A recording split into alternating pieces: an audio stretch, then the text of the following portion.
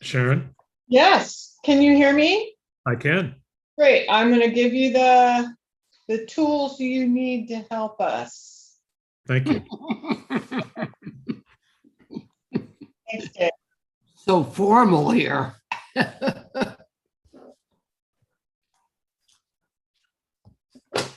Hello, everybody. Hi, John. Claire, are you on? It looks like you're on. Claire's here. I'm here. Good. And Dave? I'm here. Excellent. John, I emailed you a question. I sent it If back. you have the and time after this. I did respond. Okay.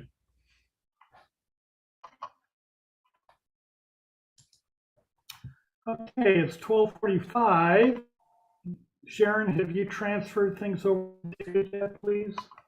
I did. Thank you. Doesn't look like it. Oh, John, what fantasy are you living in behind you? Call from 18052 8821.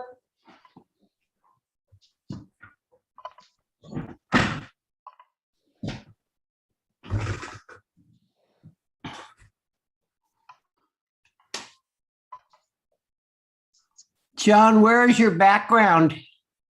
It's actually in France. It's a bridge that was built either 50 AD or 50 BC, I can't remember, by Roman soldiers, Awesome. and was in continuous use either up until the late 80s or late 90s, including automobiles. And they finally said, you know, enough is enough, and they built a quote unquote modern bridge, which might be thought of as a Caltrans bridge. Next to it, you'll notice that I didn't photograph that Caltrans bridge. Not that I have an opinion. Okay, John. anybody? John, your audio is breaking up a little bit for me. I don't know if that's the same for No, it is. It's kind of in and out. Well, I don't know what to do. Is that better? no. Okay, let's try to get through this and I'll log on. How's that? Sounds good. Okay, is there any here for item C1350 Woodley Road? please?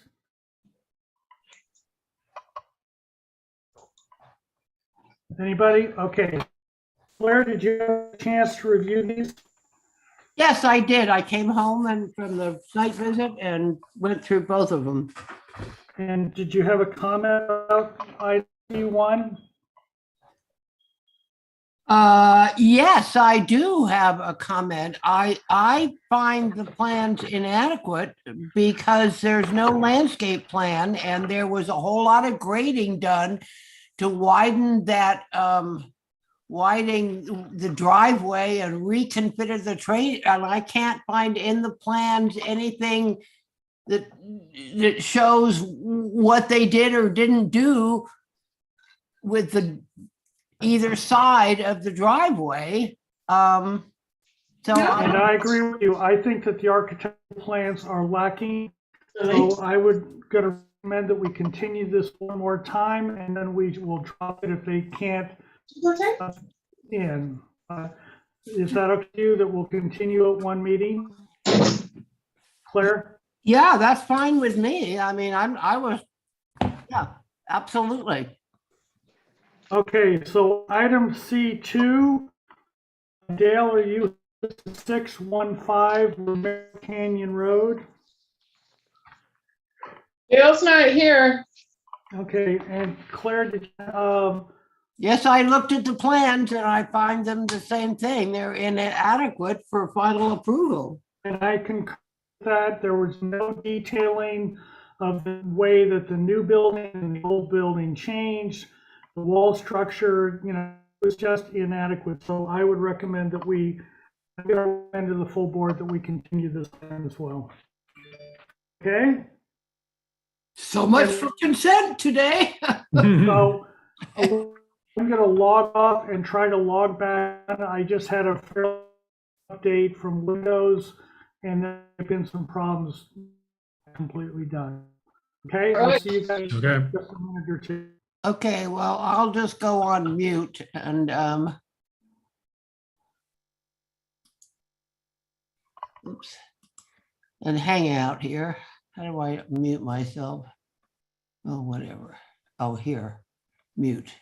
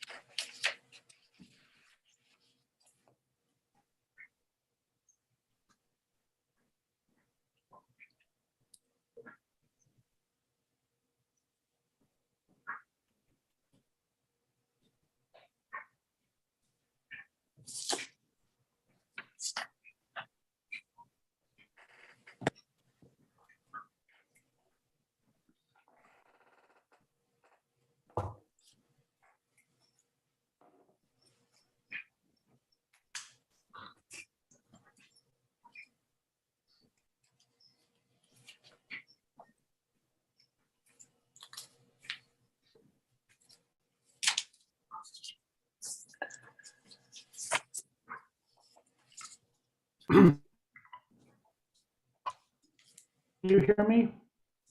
Yep. Okay, good. So that helped. Say your ABCs. ABC. It does sound better, John. Okay. That is affirmative. We won't say it sounds better than, but.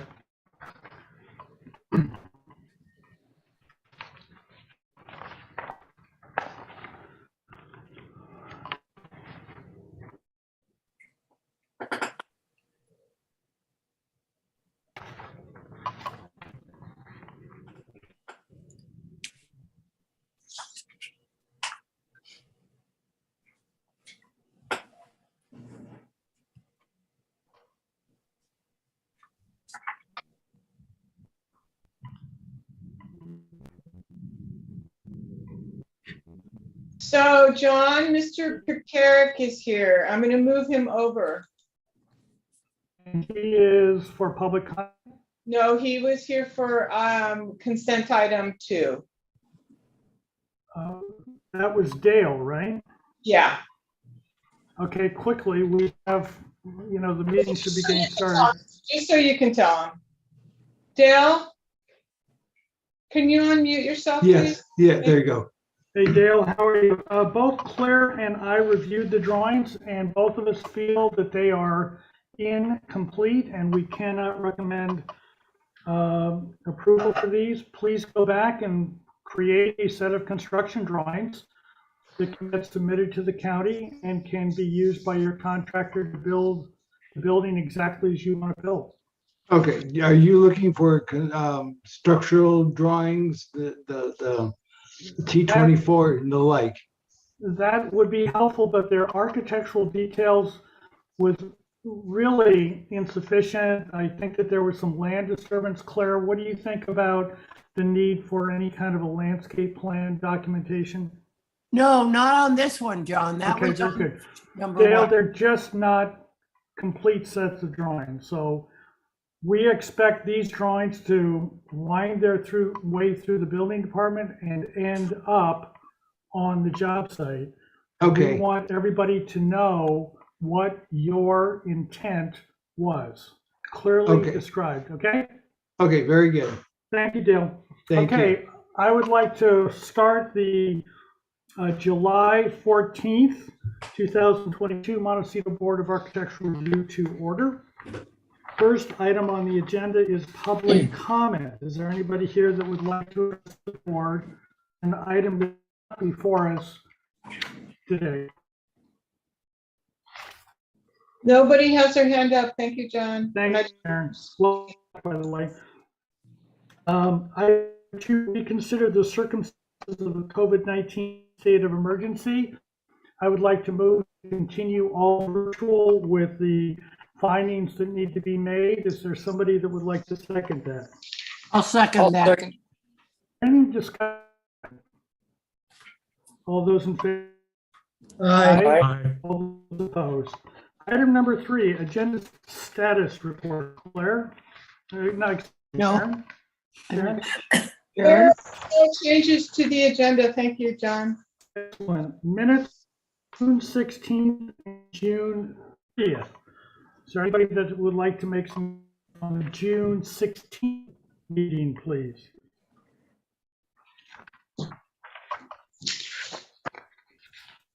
Jesus, I didn't even look at these.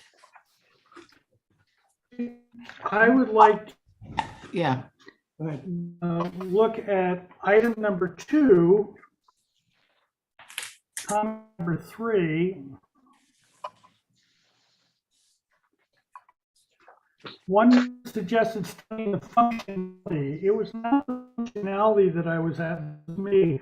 I was concerned about the ventilation and the fact because hay has a bad habit of self-igniting if you don't keep it well ventilated. And and it will affect the outside of the building to have what I think is relatively large ventilation grills or something. I think that they're beautiful, but I wanted them to get that taken. So I'd like to change the word functionality to ventilation. John, you are coming in and out. Your audio is not the best. I don't know what's going on. I had some trouble with my computer today. If I speak up, does that help? No, Uh, Unanimous shaking heads. Dave, do you want to take over? I don't know what to do. I rebooted my computer twice. I don't know what to do. John, you can try to turn your video off, and sometimes for whatever reason that may help clear.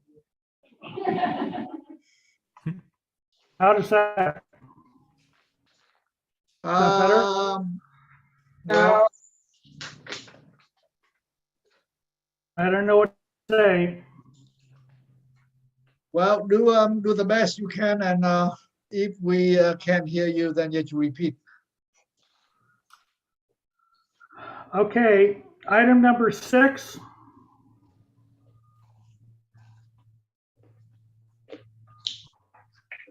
Comment number 7. Excuse me, item number 4.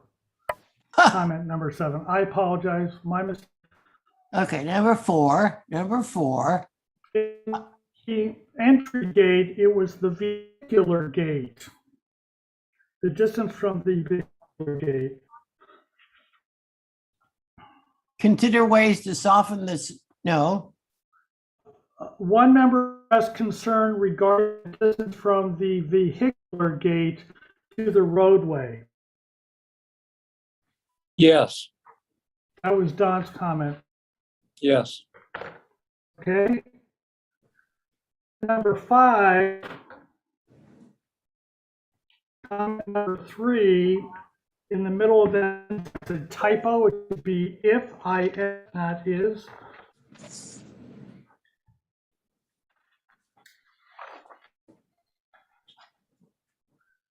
Comment number 7 and 8.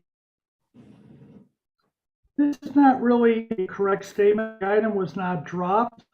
What actually happened was the applicant wished not to be heard. So that's, Well, in that case, John, we just drop it.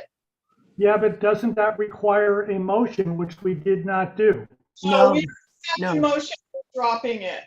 Okay, very I good. know Then it we'll leave has it. to pass, but we don't need to. Okay. Thank you. 9, item number 9 was for preliminary and final, and therefore requires an action. There was no action. Does anybody remember what happened? Kimberly, can you go check? I'm looking now. So the final item, we're talking about item number 9. Yeah, I have no action. The item can return for preliminary final on consent. there had to be an action, or we have something.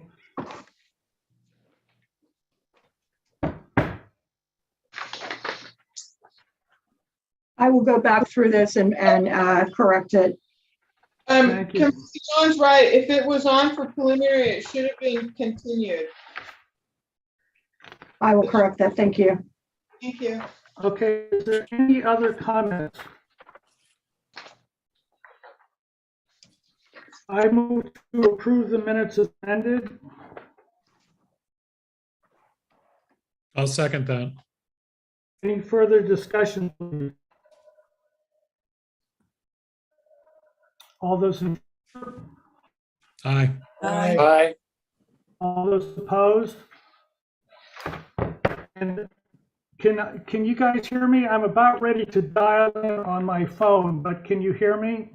I Yes. think you should dial in on your phone, might be better. Let's go through the next set of minutes and then Dave take over for item number 1 while I try dialing in. Okay. Minutes of June 6th. Are there any comments? Oh, hang on, that was the one we just did. We're June doing 30. June 30th. June 30th. Are there any comments? Okay, under Roman numeral number 4, on the second line, to continue the minutes of, it should not be June 14th, it should be June 16th.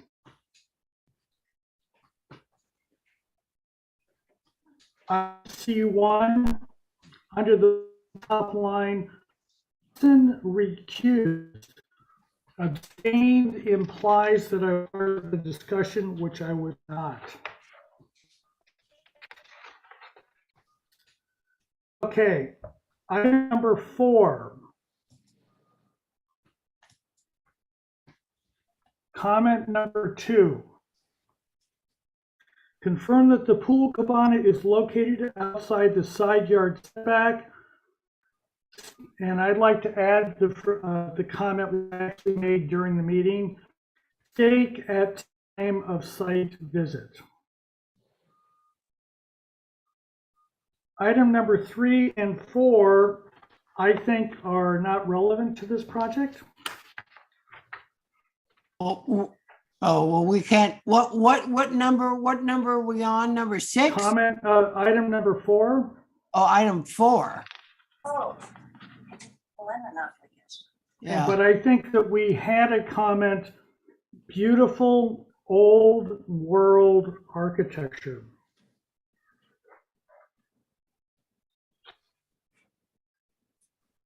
Comment number 7, item number 7. Comment number 2, the second line, in landscape layout is not consistent with, strike the rest of the sentence, the MBAR guidelines. That has been my position all the way along. It was about the neighborhood, but it was actually about the guidelines. And that is all I have. Is there anybody else? Anybody? And John, I was not at that meeting, so I'm abstaining. I will move for approval of the minutes as amended. Is there a second? I'll second that. All those in favor? Aye. Aye. Aye. Okay, we are on to, Montecito consent agenda. yeah, okay, I need to stay on through this. Claire and I reviewed both project C1 and C2 and found that both applications were incomplete. So to that end, we would like to recommend that item C1 350 Woodley Road be continued to the next consent calendar for the applicant to provide complete architectural and landscape architectural drawings. Is there a second? I'll second that. Sorry. Any discussion? All those in favor? Aye. Aye. Aye.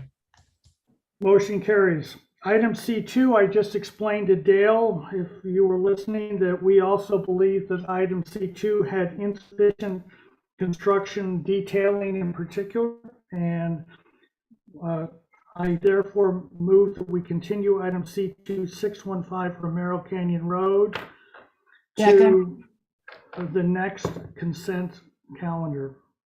Is there a second? I second. Any discussion? All those in favor? Aye. Aye. All those opposed? MBAR informational briefing. I will be stepping down item number 2 and number 5.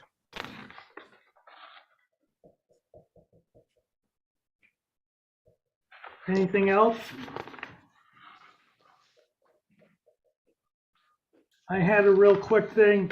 Ken Burns did a documentary in the 70s on the Brooklyn Bridge, which I happened to see last night. If you can get your hands on it, I would highly recommend it. Thank you. Staff update? Kimberly? Nothing for me, John. Thank you. Okay, conceptual review. Dave, can you do both tasks, or would you like Tip to take over while I try dialing in? Actually, I'll give it a try John, here. you sound really good now. I do. Am I okay, guys? Yeah. Yeah. Yes. Better than ever. Mhm. I'm not sure what you're telling me, Don. But I'll take it. Okay, I'll stay on. No picture, just the big old John Watson. Okay, Yeah. item 1680 Olive Road. Is there somebody here to represent that project, please? Yes, Megan Hart from Becker Studios is here Okay. to present. We get you twice today. Yes. Okay, so what's up here, please, Megan? Okay, we are proposing a 76 square foot addition to an existing residence. Specifically, it's a kitchen remodel and minor addition off the rear south facing elevation of the residence. It is an older residence, 92 years old, but it has had multiple different additions over the course of its existence, so it is not deemed historically relevant. Also, the property is densely screened from the roadways. We understand the set does not include any photos, but we will, if you want to pull up the street view, we can look at it from the street, but I can also just show you on the site plan that it doesn't have any real visual impact.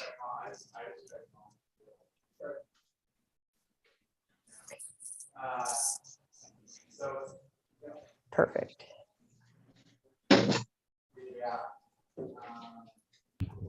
So you see to the right of where the red marker is on the first story massing of the house, that's where we're proposing extending out into that deck, which is the brown area off the kitchen there. We're just extending off the deck and then also going to extend the deck out as well. So if you want to flip back to the PDF, I'll guide you through it in CAD. With the addition, we're still under the FAR right now with the 76 square foot addition. FAR is 66%. And go ahead and go to the existing site plan on PDF page 2. In the Boxton area of work, that shows the existing house footprint, and that's shaded in gray, and the deck footprint is shaded in, or not shaded, it's in white. Go ahead and go to the next sheet, it's 3. And the darker shaded area in the area of work, that's where we're proposing the kitchen addition. And then you see the deck extension to the south. Go ahead and go on to floor plan sheets, page 4, I think it's the next page. Right there at the bottom right hand of the screen, you'll see the existing deck and the existing kitchen. The existing kitchen floor plan just really isn't that functional for everyday use. It's chopped up and not that large. So go ahead and go to page 6 of the PDF. Oh, pardon me, one more. Yeah, right there. So you'll see here by extending out that 76 square feet, it really opens up the space, providing 2 large islands and a coffee bar area to the south. And go ahead and go to the elevation sheets. It's 9 and 10. On the top of the screen, that's the existing east elevation, and on the bottom of the screen, that's the proposed elevation. We are pushing the building out to be in line with the existing massing behind it. and then the deck extension just goes out into the yard, not visible from the street. We're proposing to match door and window styles, these windows here don't have any lights, but in terms of materiality, we're proposing wood clad windows to match the existing wood clad windows, white plaster on the exterior facade. And if you scroll to, well, next elevation sheet, I'll show you on the south and the north. This is actually, this says east elevation, but in reality, this is the south elevation, I believe. I think it's a labeling error here, but this is the elevation from the rear of the residence as if you were standing in the backyard. Very similar to what's there. We're just pushing the existing building out. Next elevation sheet. I don't think there is one. Okay. Well, here's our material board. If you want to zoom into that, I'll run you through the materials. Same materials as are used on the existing residence: asphalt shingle roof, smooth trowel plaster. The paint spec we have proposed for the plaster as an LRV of 73. It's white dove, and we're not proposing any areas to have wood siding, but there is existing wood siding on the residence. The new deck rails will be wood to match the existing deck rails on the house. And that concludes my presentation. Thank you very much. Questions, Don? No questions. Claire? No questions. Elida? No, thank you. Tip? No questions. David? No questions, John. And I don't have any questions either. Public comment. Is there anybody that's attending this Zoom meeting that would like to address the board on item number 1, 680 Olive Road, please? I don't have anybody, John. Thank you. Okay, comments, please. And maybe you might suggest where you believe this project goes next. Don? Yes, I have no concern with the project. I think it certainly makes the floor plan better, and exterior elevation, I believe, is also going to be better. That's it. Okay. Claire? I would propose that this project be moved straight into the consent agenda. For both preliminary and final? Yes, And therefore you think it's fine? I think it's absolutely fine. Elida? I think it's wonderful too. It let a lot more light in and better use of space. It's a nice redo. Excellent. Tip? Agree with all the previous comments. Thank you. David? I concur. And so do I. There is no motion because it's on for consent. Thank you, Megan. We will see you at the consent calendar with what we hope is a complete set of drawings so we don't continue you like we had to earlier, please. Okay, great. Thank you. And see you in a few minutes. Item number 2, Tip is out, and I neglected to say that Bill Wolf had personal business today and will not be joining us. So Tip is out. Who is presenting this project, Tip, please? That would be me, Drew Shear from Warner Group Architects. Thank you, Drew. Please go through it. You were on today for Conceptual. Correct, yes. Okay, so just a little bit of history here. This project, there was a previous proposed development, I believe in 2019 under a different architect, but that's basically been scrapped completely under the new owner. So we're essentially starting from scratch here with an entirely undeveloped building site. The site is 2.5 acres on 700 Ribbon Rock Road. If you look at the project description, we're proposing a 6,444 square foot, 2-story single family residence. This includes a 939 square foot garage. In addition to that, we're proposing a detached 420 square foot pool cabana with an attached ADU of 847 square feet, pool and landscaping. And if you look at the FAR calculations, that brings us to about 94% FAR. So if we could go to page 2 and take a quick look at the survey. One thing I wanted to point out is as part of the site, so this was split from a larger lot. And as part of that, there's a recorded building envelope up there at the north end of the property that you can see dashed out in red. And to the southwest, you see a curved line there pointed out with keynote 3. There's an access easement that's also been recorded as part of the property. And so we've been using that. Those are our boundaries essentially for building development. So if we go to the next page, you can see some photos of the site. As I mentioned, it's largely undeveloped. There's a large grouping of eucalyptus trees at the northeastern portion of the site. The entire southern half of the site, I would say, is a substantial oak tree woodland. And so we plan to maintain and keep as much of that as we possibly can and restore it as needed. The same with the eucalyptus trees. So it's a pretty heavily vegetated site, except for where the current proposed building envelope is located. If we can go to the next sheet, we can look at the proposed site plan. And so you'll see there on the left of the screen, the proposed 2-story main house in the white box there. It's a rectangular shaped structure, it'd be 2 stories. At 455 feet is the elevation, the finished floor elevation for the main house. And then it steps down 5 feet with the slope of the site to the pool cabana and the ADU. So there's a 5-foot offset there.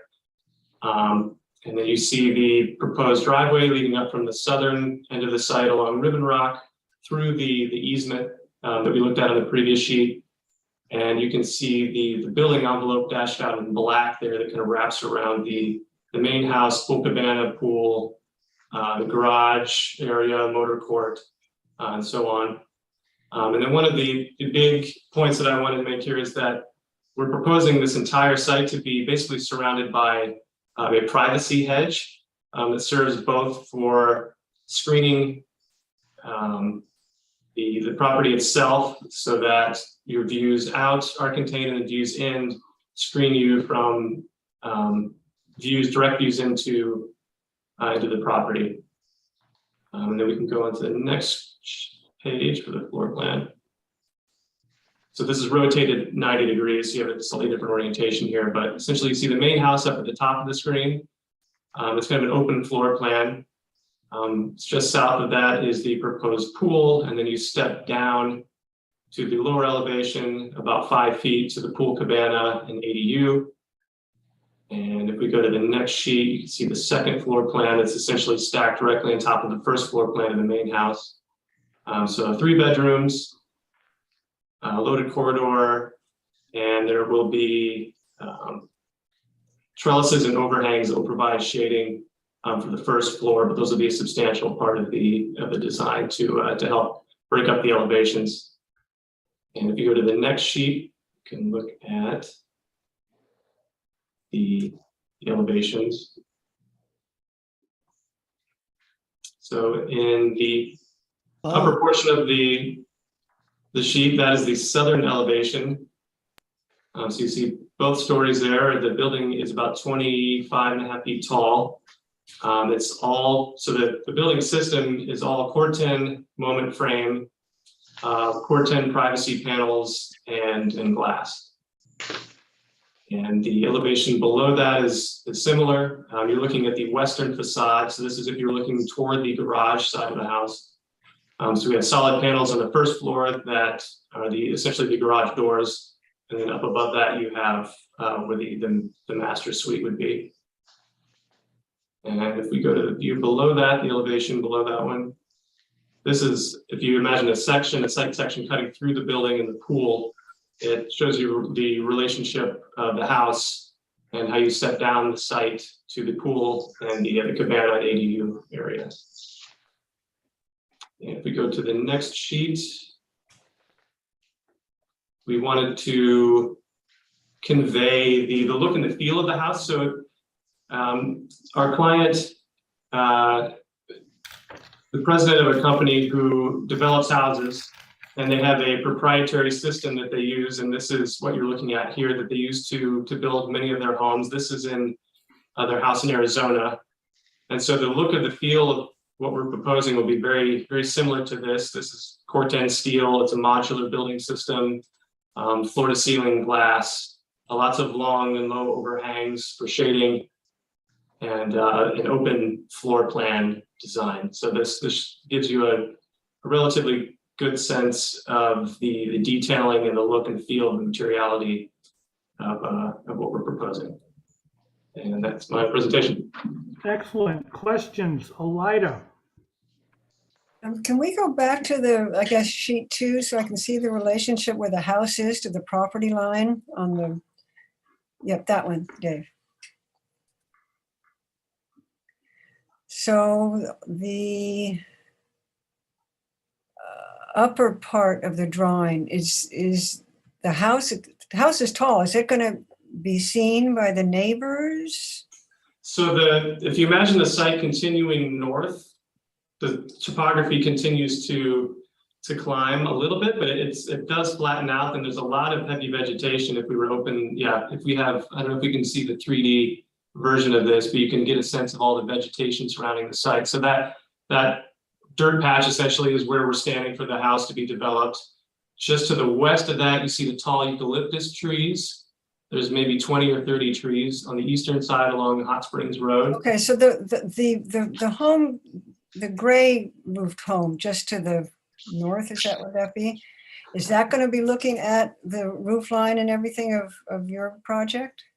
Elida, you should remember that it is routine procedure for the MBAR to have a site visit for all new two-story buildings. So you're going to get a chance to be there unless for some reason you can't make the site visit. Okay. To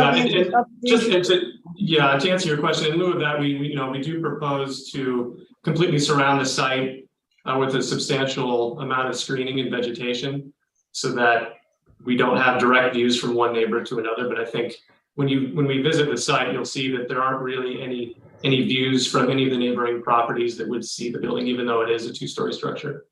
Okay, thank you. Okay, excellent. Don, please.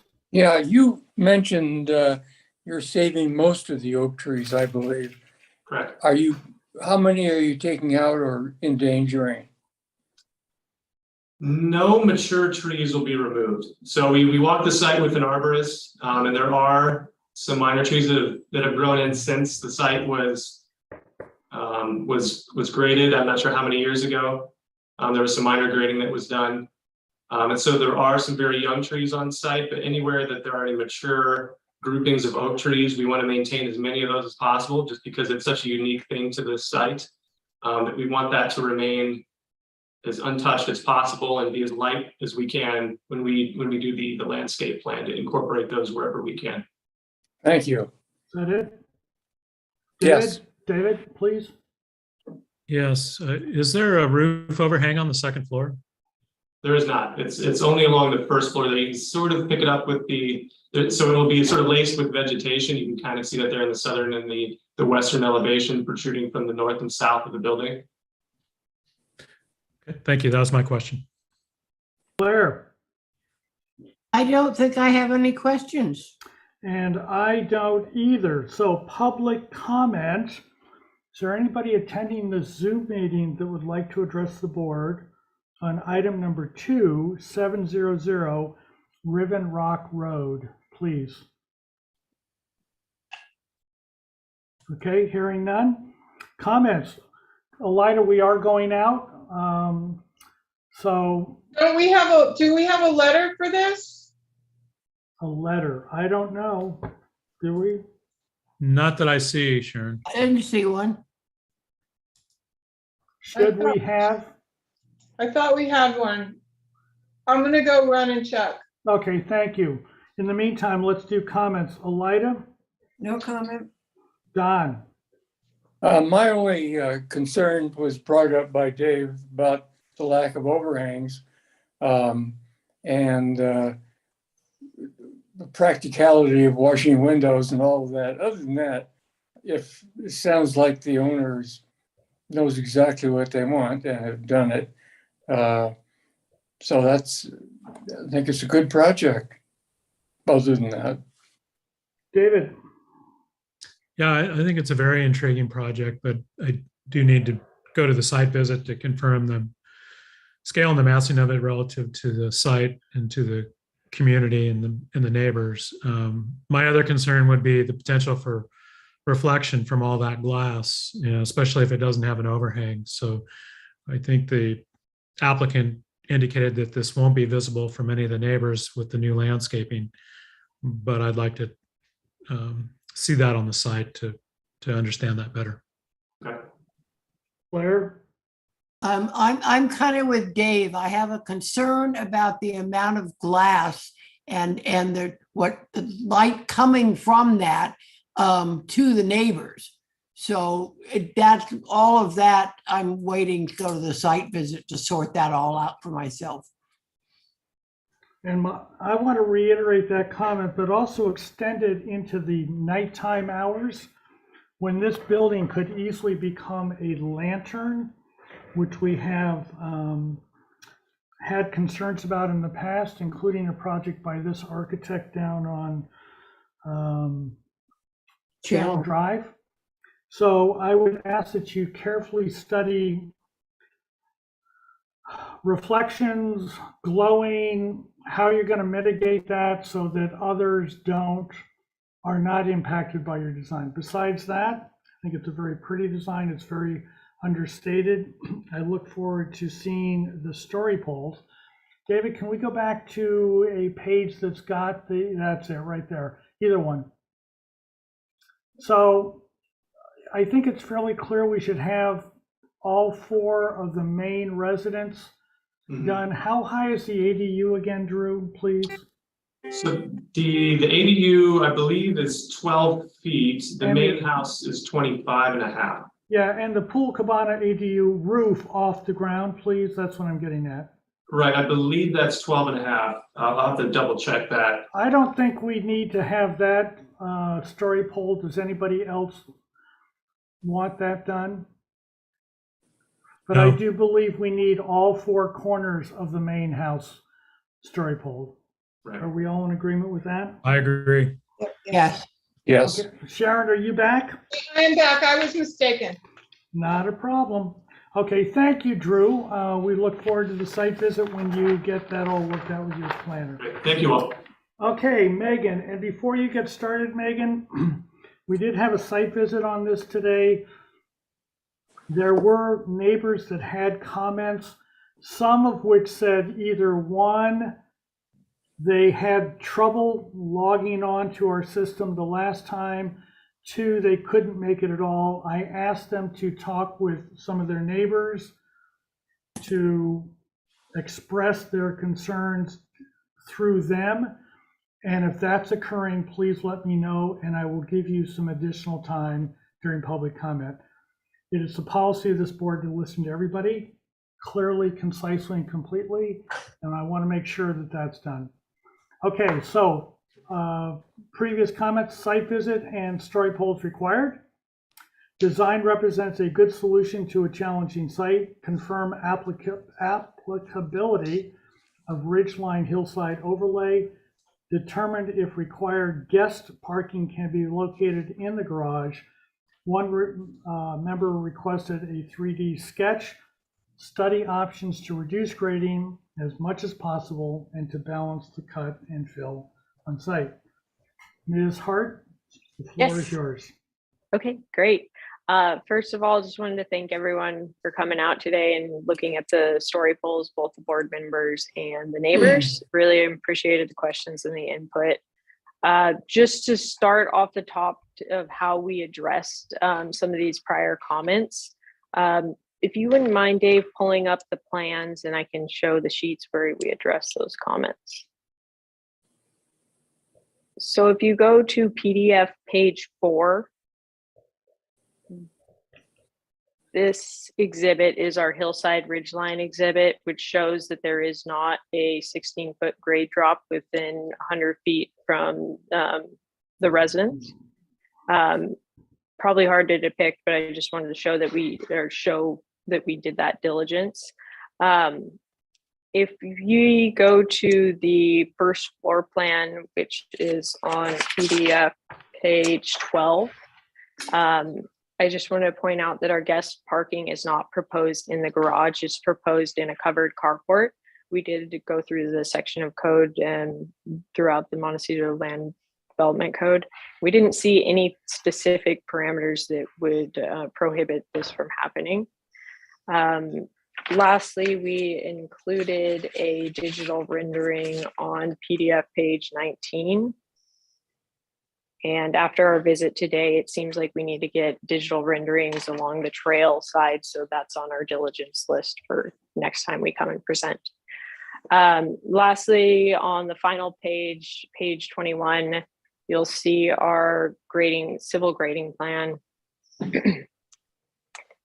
which has the cut fill calculations. We tried to balance and position the structure on the site to work with the cross slope of the site. Our cut is 310 cubic yards and our fill is 320 cubic yards. So that Megan, sorry to interrupt you. Can you quickly go through the floor plan and elevation, please? Yes. Because I missed the last meeting.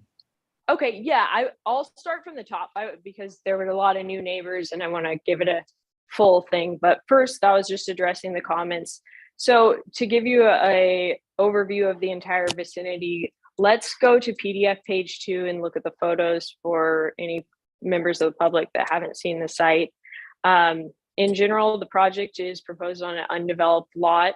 In 2007, Bob Easton did process a land use permit for a 3,313 square foot house built on this site. That land use permit expired and the current owner purchased the property. They really admire contemporary architecture, so that's why we went the design direction with this project. Go ahead, Dave, go to PDF page, it is page 11. And that has the site plan. I want to bring up the site plan to address one of Tip's comments from today, which he asked, where is the center line of the road? I had to, after the meeting, I did verify that the center line of the road is accurately represented on this site plan. It intersects the neighbor's guest parking area and a retaining wall. Physically, it doesn't appear that it is the center of the road because the road ends where that retaining wall is and that parking space is, but on title, it is the center line of the road. That whole roadway is an easement through the front easterly side of our parcel, which contributes to why this parcel is pretty hard is a difficult site. Not only that, the cross slope and flood control requirements. That public road easement serves 5 properties up Park Lane West. And also we do have a trail easement on the site along the south side of the site and the easterly side of the site. Additionally, the blue line here shown on this site plan is the development envelope. So we're constrained to only build within this area. One thing I wanted to point out during our site visit, I was speaking with a neighbor and kind of caught off guard by the question. I was posed the question of, are we proposing any retaining walls outside of the development envelope? And I wanted to correct my comment on site and say, yes, we are proposing retaining walls outside of the development envelope. If you zoom in there to where the AC condensers are, it's just south of that. So right in this corner here of the property along the trail, we're proposing retaining walls outside of the development envelope to screen the mechanical area and screen the trash area. In our next design iteration, we're happy to reconfigure those and restudy those areas, but I just want to clarify those are outside of the development envelope and they are above 3 feet high. So we need to study that. On the southern side of the property, San Ysidro Creek, it directly abuts San Ysidro Creek, which brings me to the point of we are under strict compliance measures need to be taken from a flood control standpoint. In the initial phases of this project, we consulted with flood control and our civil engineer, Bruce Jones from Ashley and Bansham Engineering, to determine the base flood elevation. We are required to be at 2 feet above the BFE, which is 502. That is our finished floor elevation, which is 504.6. The whole bottom level of the structure is a garage basement. Yeah, let's go to the sections to describe this. 16, yeah. Page 17, please. So these are the east-west sections. So if you need the other sections, but they were omitted from this set, which is not helpful. But you'll see from this roadway, these. Maybe. Okay. Yeah. Great. I was thinking this one. Okay. Yes. Yes, that is helpful. From the roadway, this dashed line here, the thick dashed line, that was a question that came up during the site meeting. What do you see of the site walls from the roadway? The property is sunk down and we're working with a natural grade where you only see the top portion of the retaining wall and the residence, the full portion of the residence from the driveway, from the roadway. Sorry, I'm having a brain fart. Whatever it is out there. Yeah, okay. Can we go back to the site plan? I want to go talk one more thing about trees and then we can go to the sections. Just trying to focus on vicinity and then I got stuck in the grading. PDF page 11. So another neighbor comment that came up on site was, are we removing any trees? There are 2 large sycamore trees in the middle of the development envelope. So we're proposing to eliminate both of those sycamore trees. There was 1 oak tree in the middle of the driveway. You can see it here on the site plan marked with an X. That oak tree unknowingly has already been relocated to the south side of the property where the circle on the site plan is. After doing some research after our site meeting today, I was informed that the prior owner decided to move the tree down there because they referenced the prior Bob Easton's plan, saw that the tree was slotted for removal, wanted to keep the tree and just preemptively remove the tree. We understand that that's not typical process. So just wanted to clarify that we're at fault for that. Okay, touched on the site plan, touched on the site constraints. If we go to the floor plan, go to PDF page 13. We're relatively proposing a very modest house, 3 bedrooms, 3.5 bathrooms, and it's sunk into the natural grade. Our basement is fully sunk into the grade. Go to PDF page 12. That's our first floor plan. This is the basement level. Pool on the basement level. Our mechanical equipment can't even be on the basement level because it needs to be above the base flood elevation. And our garage, over 50% of the garage is sunk below grade. Therefore, it does not qualify as a floor. And also it is unhabitable space. And that allows it to be below the BFE. Next page. So 2 bedrooms on the main living level, kitchen, laundry room, elevator, and a stair tower. Go to PDF page 14.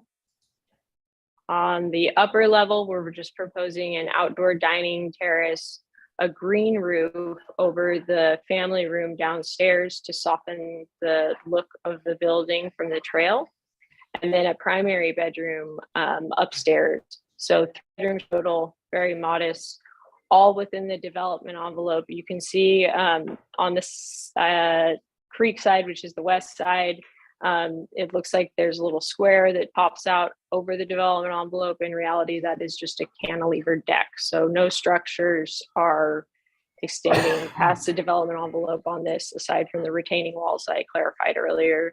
On the green roof portion, that again is a cantilevered roof, which is not outside of the development envelope. If we want to go to the, let's go to PDF page 15. And going back here, this is the visual impact of the structure from the street. We decided to propose naturally found materials, Santa Barbara sandstone, a soft white plaster, and the site walls around the house we're proposing to be board form concrete instead of snap tie concrete, just to have a more natural wood grain look. Natural gray stained wood fence and perimeter gate. And then this bottom elevation, which is the elevation you would see if you were standing in the middle of the creek. You see at the lower level, that's the basement level, and that is completely open. You could see through it up the driveway and the landscaping through to the street. And then our floor plate starts at a base flood elevation of 502. The first floor plate is 10 foot. The second floor plate is 9'6". Overall, the habitable areas of the house are 22 feet in total. And then the dashed line on each of these elevation sheets is the natural grade. If we go to the next elevation sheet, so the top elevation is the view from the north. If you zoom into that elevation, please, Dave. It's helpful to see the property line here, and then to the left is the neighbor's existing retaining wall where they put a guest parking space. The actual roadway extends beyond the property line into the neighbor's yard. The roadway was never constructed 40 feet wide. It was just the 20 feet wide. Panning over to the to the right, you'll see the site wall. From finished grade, the site wall, go back to the left again, sorry. The finished grade of the site wall that's 8'6" here, which screens a portion of the residence. The residence is set back 50 feet from the property line. Because there's a cross slope and an angle to the lot, you see a massing beyond this massing, but it actually doesn't extend into that 50-foot setback. Go ahead and go to the elevation on the bottom of the sheet. Perfect. So this is the elevation you would see from the trail. As I mentioned earlier, we will study those retaining walls around the trail to try and drop their height and visual impact along with landscape screening. The bold dashed line is the finished floor elevation. That's the elevation of the main level of the house, the first floor. The basement is below that line. Behind that is a chimney. It's an architectural projection that it looks like it exceeds the 35-foot height limit, but because there's a cross section on the property, it doesn't, and it is an architectural projection, so it would be okay if it did. Go ahead and go down to PDF page 7.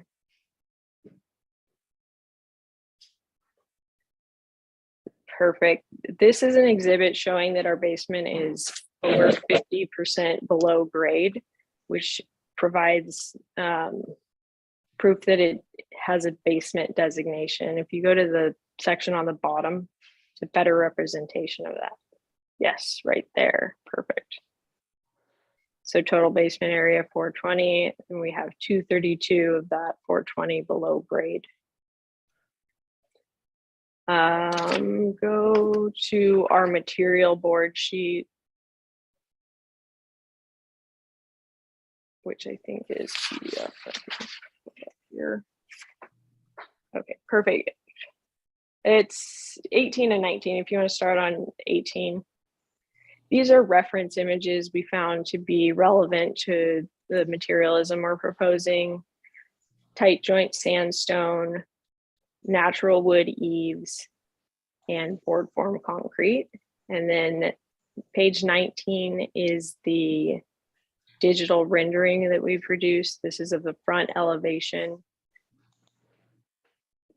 So this view, we discussed this on site earlier, this view doesn't accurately represent what you would see through the street. If you drew a line about 4 feet up from the floor of the entry gate, and from there up is what you would see from the street, because the lot is sloped. Our driveway we're proposing has a 21% slope. On the left, you'll see board form concrete. That's the material we're proposing for the site walls. And then the sandstone is the bottom picture. And that's the material on the exterior cladding of the stair tower and the main volume of the living area. That can, or hold on, I want to just make sure that I addressed all of the neighbor comments. That is good. Okay, Derek from Arcadia Studios is also on the line, and I would love to have him talk on what we're going to do to screen using landscaping from the street. Oh, that's what I was waiting for. I am not Megan Hart. Hello, everyone. Hi, Derek. Hi. So I will address the landscape design. Along the edge of the street, we're proposing a native, just a native plant material composition. So it sort of echoes the feel of the whole canyon as you're going up, as you would be coming up or down the trail. It would kind of blend together. As you go down the driveway, though, we've kind of switched it to having some low hedges, like 3 feet or so, with native grass in between it to have a little bit more of an architectural character that is getting inspiration from the banding on the driveway. But we do have a continuous hedge that runs along the base of the board form, retaining walls at the front. We haven't decided how high that should be yet, but we'll work with the architect on that. At the garage doors, you'll see there's 2 specimen olive trees at the entry to the garage. We have perimeter hedging of either bay laurel or Prunus lioni, both drought tolerant, both able to be kept as 6 to 8 foot hedges, or can go up to 20 feet if it's so desired. Then the landscape sort of feathers out into sort of Mediterranean / native planting along the sides of the house as the topography descends, and then turns into native planting completely below the house. We do have a small little lawn we've set by adding a little bit of rock retaining where those stairs are in the back, which goes down to a little foot trail that you could access the lower canyon. So I think that concludes the presentation. Daryl, would you like to chime in and say anything? He's also online. I think you're on mute. Thanks, you, Megan. One thing I wanted to clarify, Megan, I think you might have in the first presentation touched on the BFE relative to this design plan and just this creative idea of creating parking underneath and this this hollowing out so that we didn't have to import soil on the site. This site, based on its BFE, if we retained it and filled it and built up at grade at first floor level, this would be a huge import site. And so, you know, I think that the civil engineer and our team has done a pretty phenomenal job in trying to minimize grading on the site and to step this house into the native topography. It's somewhat hard to illustrate in plans, but I think it really does follow the guidelines very well. Does that conclude your presentation, please? Yes. I think that's it. Thank you, everybody. Okay, now just to review for any neighbors that might be here, the procedure is the board asks questions. We then have you make comments as you wish, then the board will comment. John, Yes, may I please add that there's a 3-minute time? thank you. Okay, so Claire, would you like to start off, please? I have no questions, John. Really? Okay, David? Yes. The building as it's proposed meets the height standards for the zoning, even with it being raised 9'6" for the floodplain? Yes. Okay, and are the retaining walls in the front yard and that continue around to the south, are those required to achieve this design, or are they more of an aesthetic design element? They are more of an aesthetic design element, just mainly because there's a trail with lots of activity next to it, just for security. The property owner requested them. Okay, and is the covered patio on the first floor excluded from the FAR? Can you zoom into what patio you're referring to? Sure. Well, let me see if I can find it here. Sorry, it's this. No. The cantilever deck and the patio in between. This right here, this area that's underneath the building and covered. You've explained that the garage is exempt because it's considered a basement. What about this space? That is not included in our FAR because it's uninhabitable, and I mean, it's not a patio. Oh, patio, utility space. Okay.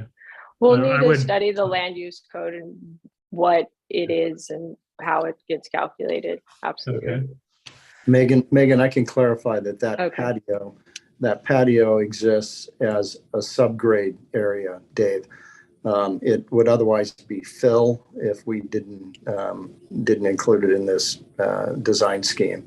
So yes, it is a bit of a creative way to address it. It is open on that side. It is cut into the hillside on the easterly side, but it is not part of the FAR calc.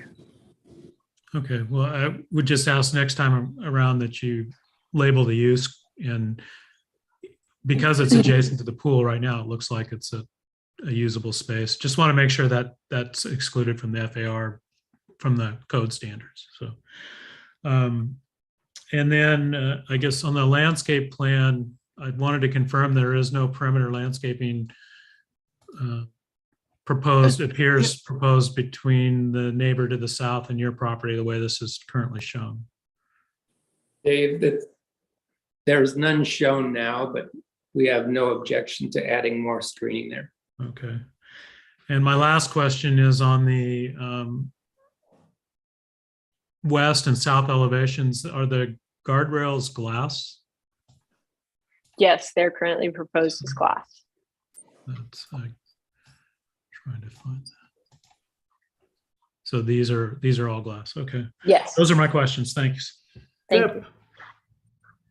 Yes, I have several questions. Do you have a section cut right through the entrance to the garage, Megan? We do not have a section cut through the entrance of the garage. Or maybe you can answer some questions for me. Yes. What is the elevation that's coming in from the street? There's about a 5-foot grade drop from coming into the street to the face of the site wall. No, what I mean is, what is the different in elevation? Let me rephrase it. What is the different elevation between approaching from the street and the elevation of the garage? How many feet drop? Okay, how many feet drop? Hold on, let me just look that up. I don't know that. Okay. We go to the survey, which is page 10, or actually that's site plan. Yeah, zoom in that site plan, it tell you. on the right. So you're coming in at 540, 505, 504. 506. Yep, 504. 504. 504, and it goes, drops to 492. 492, so you dropping, what is that, 8 feet? No, more than 502, you're dropping 12 feet. Am I right? Correct. It's 12 feet drop. And then you show a 21-foot slope, 21%, I mean, Correct. and coming down. Do you have an area that you had to flat out before you're dropping from the street and flat out on the bottom to, so the car doesn't bottom out when you're coming into, usually like you go down to half the slope at 10% for the equal distance of the car, something like that, to so you don't bottom out at 21%, but 21% is pretty steep coming down. Yes. Have you looked into that?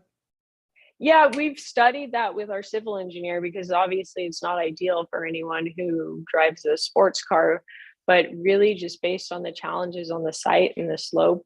So I guess the question is, you don't have the flat out slope. Correct. Okay, that's one question I have.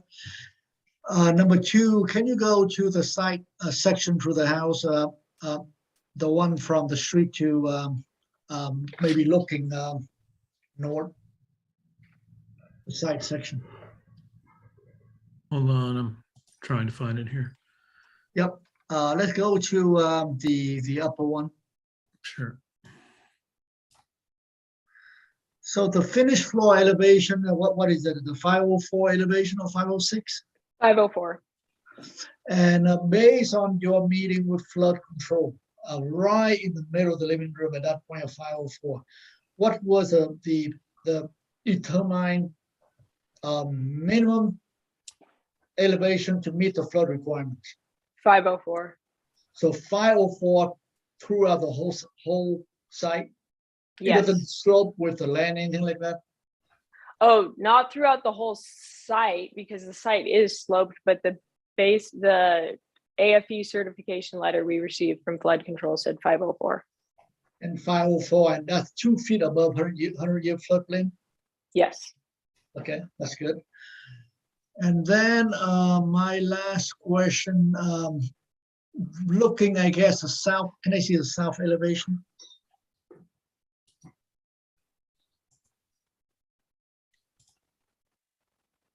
Okay, and then that is, you have a patio on the right-hand side, then you have a glass railing, and then you have all those windows on the left, am I right? Yes. Okay, so that's good. And then on the second floor, on the upper elevation, the area to the right of the big glass opening, which I assume is the staircase. Yes. And then where's the roof deck on this? Pardon, I didn't catch your question. Where's the roof deck outdoor? Oh, the roof deck outdoor. It is to the right of the chimney on the screen. And what is the area to the left of the chimney? That's a green roof. So from the master bedroom, how do you get out to the roof deck? You go through the master bedroom out the roof deck because the master bedroom's on the right side. It's to the right Yes, of the I understand. My stair question tower. is that the area between the fireplace and the master bedroom, is it also a balcony? Yes. So the whole thing is a balcony from the master bedroom to the edge of the building, past the fireplace? No. No. It's a green roof. That's a green roof. You can't go past the chimney. Can I see the roof? Yeah, here we go. Yes. Oh, I see. So is that the roof deck to the right of the chimney, not to the left? Correct. And then to the left is a green roof. Correct. Okay, that's what I want you to be clarifying. All right, that's all the questions I have. Thank you. Elida? Can I see where is the guest parking? Is that in the subterranean basement as well? Yes. And am I to understand that it's open on both sides Yes. all the time? So it's essentially, is it exposed to the elements by giving that it's? The floor plate above covers it, but it's open on the east and west sides. So it's like a subterranean motor court almost. but it's open on two sides. Right. John, is it premature to ask if the fire department has signed off on this as yet? Not at Yeah. all. That was going to be my question. I was going to raise my hand and ask that question. Yeah, so Elida, please go for it. Oh, yeah. Has the fire department signed off on this? Yes, we consulted with the fire department in relation to our initial putting together this land use package and also our MGMO application. And they feel they have the turnaround and all that? Yes, given the site constraints.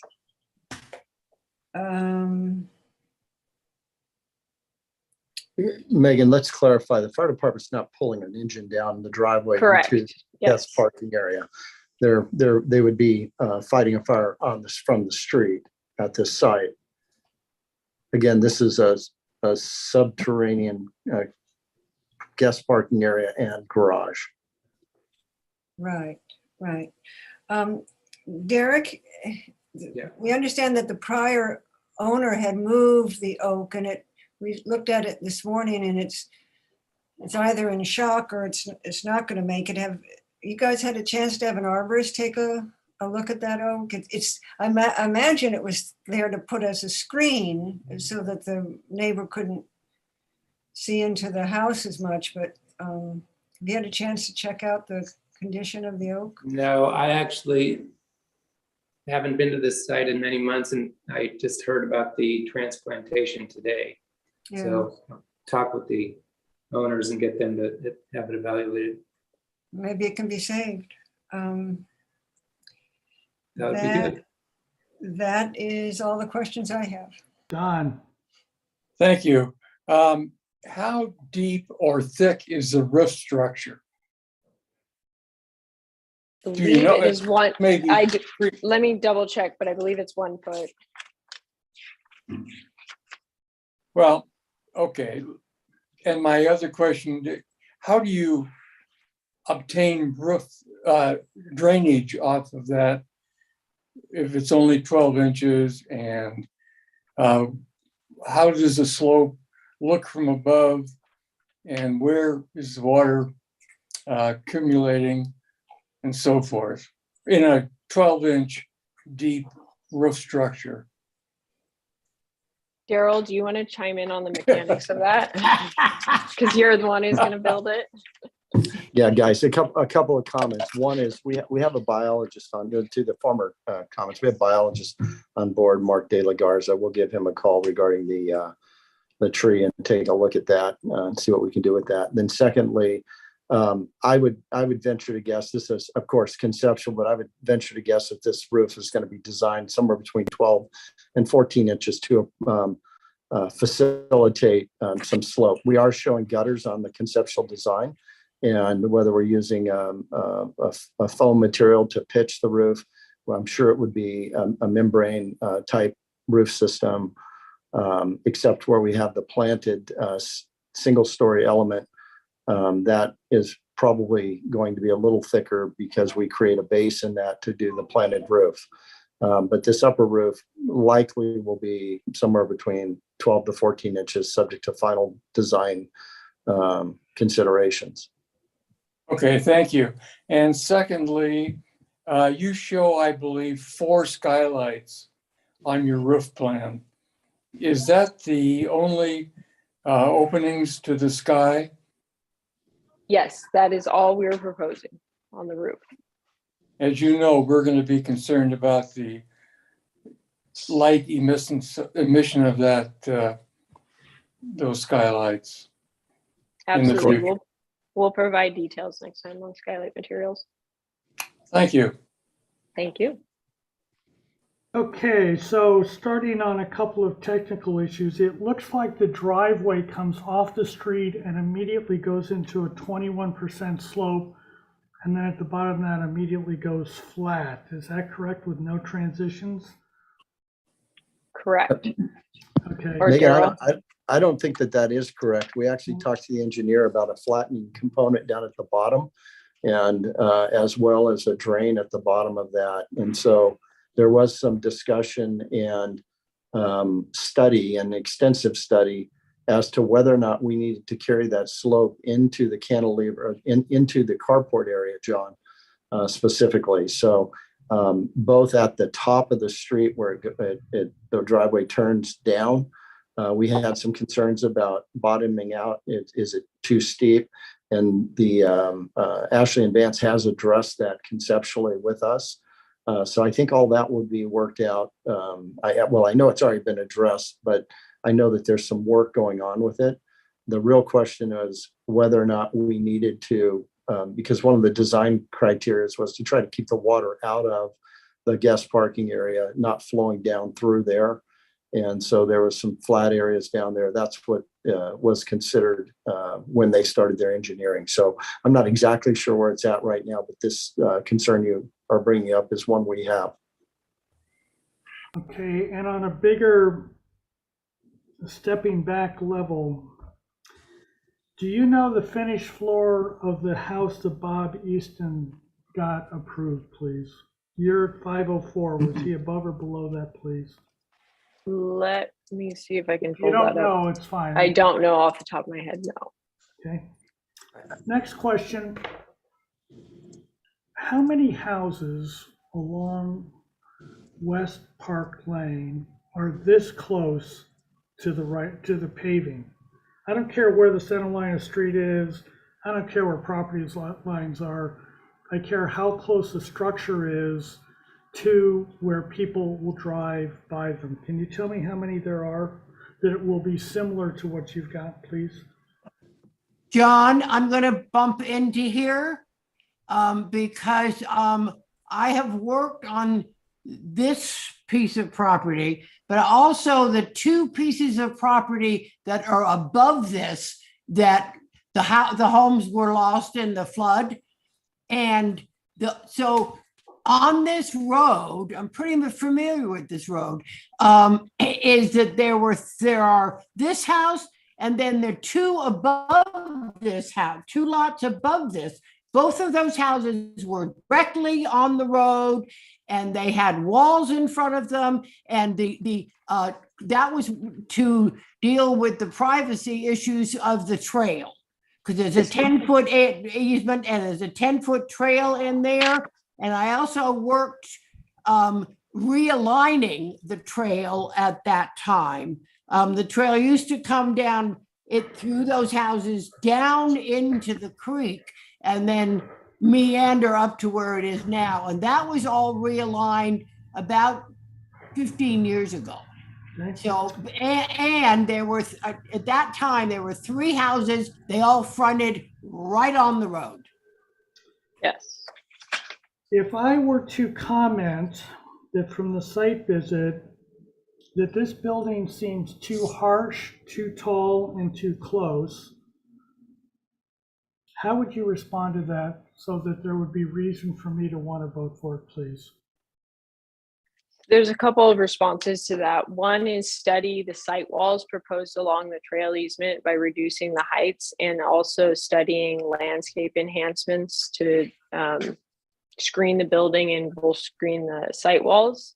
2, we can study the floor plates if necessary. The first floor plate is a little bit higher than the second floor plate. We're happy to study reducing that floor plate to reduce the visual impact. And materiality, we're happy to revisit materiality and see maybe it's less glazing and softening it, the exterior elements, less plaster, more stone. So those are ways that we can creatively reduce the visual impact. Thank you. Okay, public comment. John, can I have one more question? Of course, please. Can you go to the second floor plan for me, please? Can you tell me what is the, I know the master bedroom, what is the square footage of the master bedroom suite? Let me pull that up. The square footage is 1,259. Well, of the overall second floor, I do not have a separate calc for just the master bedroom, but if I had to guess, I would say probably about 1,000 square feet. Okay, all right, that's it. Thank you. And then John, I want to answer your question. I did pull up those Bob Easton plans. The finished floor of the entry level was 486. 46? Yes. So up to 504, a full 8 feet lower. Correct. Okay, very good. And you're forced into that by flood control. Correct. Okay, excellent. Thank you. Do you have Now, a letter from flood control certified elevation? Yes, I can send that to the board. Thank you. public comment. Okay, how many people are here? Sharon, please. I've got several, but 2 hands just popped up. So if you'd like me to start with first in line, I can start with Mr. Jacobs. Okay, please keep your comments clear, concise, and complete, and no longer than 3 minutes. I appreciate it. Thank you. Thank you. First one, please. Hi, Chris, can you unmute yourself?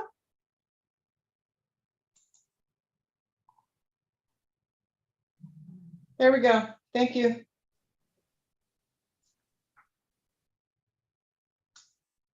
Cannot hear you. Chris, how about if we come back to you? So let's go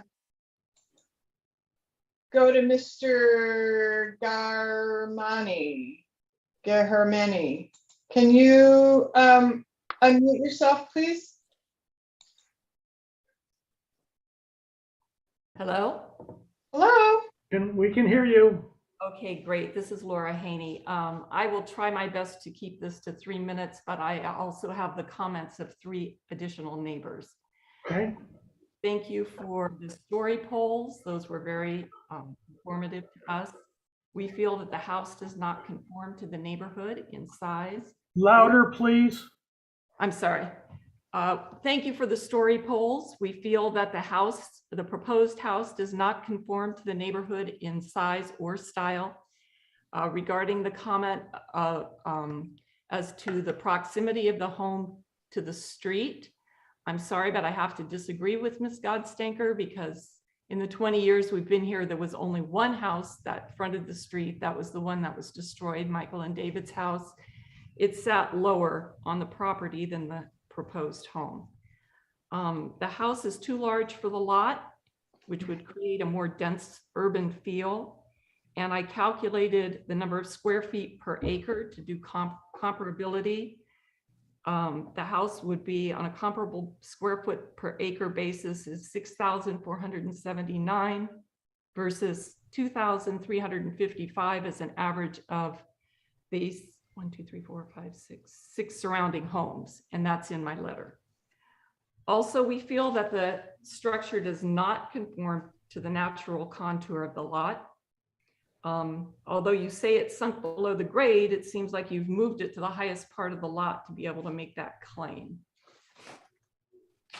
Finally, we want to mention that although the FAR is quoted at 102%, which is already over the limit, it doesn't accurately reflect the building to land ratio because so much of the land has been rendered unbuildable. I'm trying to go through this as fast as I can and read now some of my neighbors' comments. This is Jeff Wadsworth's comments.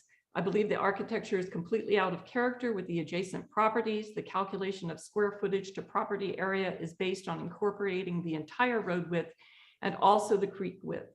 I find this to be entirely cynical, and even with these additions, the house to acreage is beyond what it should be. The proposed design is an eyesore and is a terrible impact on the surrounding areas. The claim that using natural materials will soften the impact is laughable. The location has a history of being impacted and eroded, and in my opinion, no property should be built there. Mr. Tilson's comments. We are out of town, but are totally opposed to putting a massive structure on that small parcel in the floodplain that may be very unstable and susceptible to being destroyed in the heavy rain. We have lived here for over 20 years and have seen this played out several times. Mr. Bradley of 795 Park Lane West. I have concerns. Number one is that it is much too large for that particular site. It is grossly out of place and severely compromises the view of several existing homes. Those homes will no longer enjoy beautiful mountain views. Their value and consequently the value of all our homes and the neighborhood will diminish. It seems that the quote allowed unquote size of the proposed building is predicated on the lot size. It was made clear this morning that the lot size, already undersized for this neighborhood, was based on property lines extending from across the road to somewhere near the other side of the creek. The lot is functionally considerably smaller than a plot plan would suggest. Neither the road nor the creek belong exclusively to this property. I am truncating all of these in order to meet my 3-minute requirement because I also have a few questions. I was wondering if the ownership of the lot has changed since the beginning of the year, because the oak tree was moved on January 9th, And they have picture. in 2022. I would be happy to send you photos if you desire. Also, on a personal level, from our concerns, we didn't realize that there was this roof deck. I was never able to get the current set of plans, and I didn't know there was a roof deck. So up until that point, we didn't have real privacy concerns. We could see the roof line, but we didn't think there would be people there. So we would like to have more information about that, as well as any west-facing window. And go ahead, did you have other comments or questions? Laura, can I get the first name of Mr. Tilton and Mr. Bradley? Yes, so it's Gary Bradley and John Tilson. Perfect, thank you. You're welcome. And Jeff Wadsworth. Was the Great, got it. Are you about there at the end, please? Yes. Do you have anything else? Okay, I'm gonna ask Chris Jacobs. Thank you very much. That was very well done for the amount of territory you covered. Chris? Chris, are you able, we can't hear you. Are you able to get in?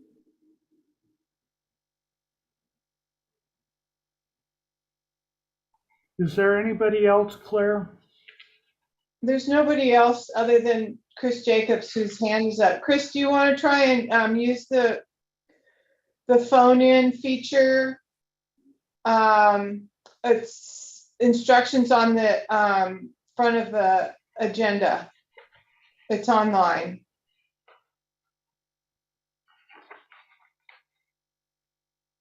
We cannot hear you.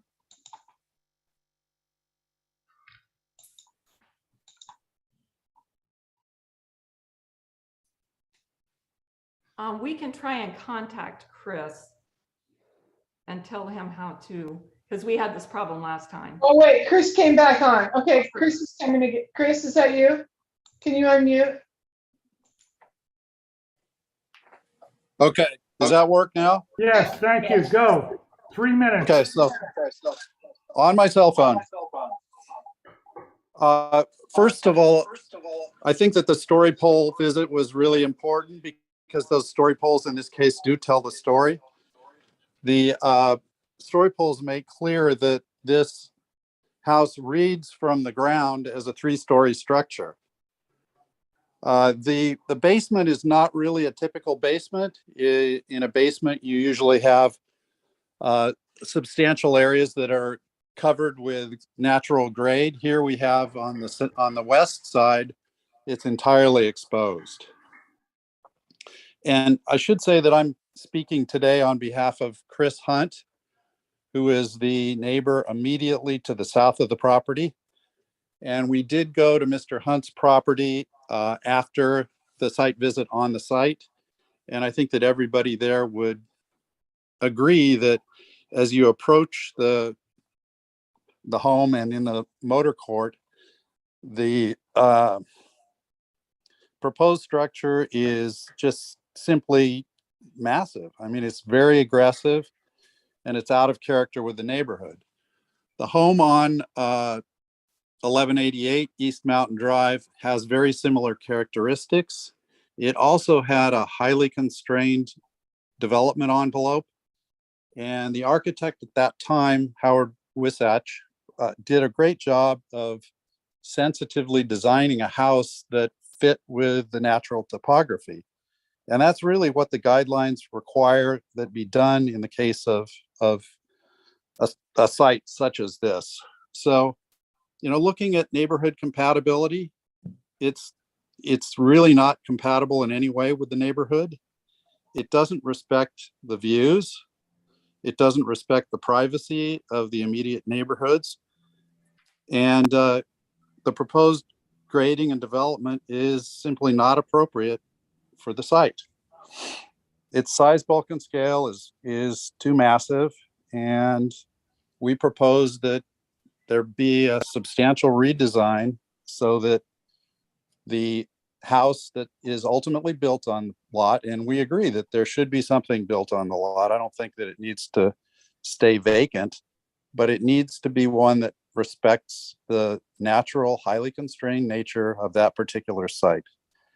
I think that Derek did comment that there needed to be screening, and then look at screening on the south side, but that's very important. The only screening that exists now is the attempted relocation of the oak tree, and it's not clear that that tree will survive. Chris, you got to wrap it up, please. I'm done. Thank I'm you. done. Okay, anybody else that has not yet spoken, please? Okay, I'm going to close public comment. We are back to the board for comments. We are on for further conceptual review. There will be no motion today because of that, of course. Back through the same order. Claire, comments, please. No comments. So you're ready to vote for this? No, I'm not ready for vote for it. I'm just making note. I don't have any comments. Okay. Okay. David, please. Yeah. Well, I to start with, I think this is a very difficult property, and these projects are probably the most difficult that come before us at the MR. I happen to know the people that lived here before and have been in their house, and that house was essentially on the ground and was similar to this house, I think, in mass, bulk, and scale. But the issue here is because of flood control, this house is required to be risen 9'6" out of the floodplain. I think the owners want to build a house now, and we need to find a way to help them do that, but also be sensitive to the neighborhood. So it's a very challenging project. I do agree with the way the house has been risen, and utilizing that space underneath for the parking. That does reduce the mass, bulk, and scale. And it does help minimize the grading. So I think that part is working. I want confirmation that covered patio can be excluded from the FAR, and its use very, very clearly delineated for that. The other thing I did want to mention is, on top of all this, I've got a very restrictive building envelope too. So there isn't a lot of space for this house to spread out. Where do you start with all this? I think the house does step with the site, seeing the story poles. It is stepping down towards the south. The entire house, I understand from their submittal here, conforms to the zoning constraints, even though it's risen 9 foot off the site. The 10-foot first floor plate height and the 9-foot second floor plate height are very reasonable relative to what we see at the Ambar.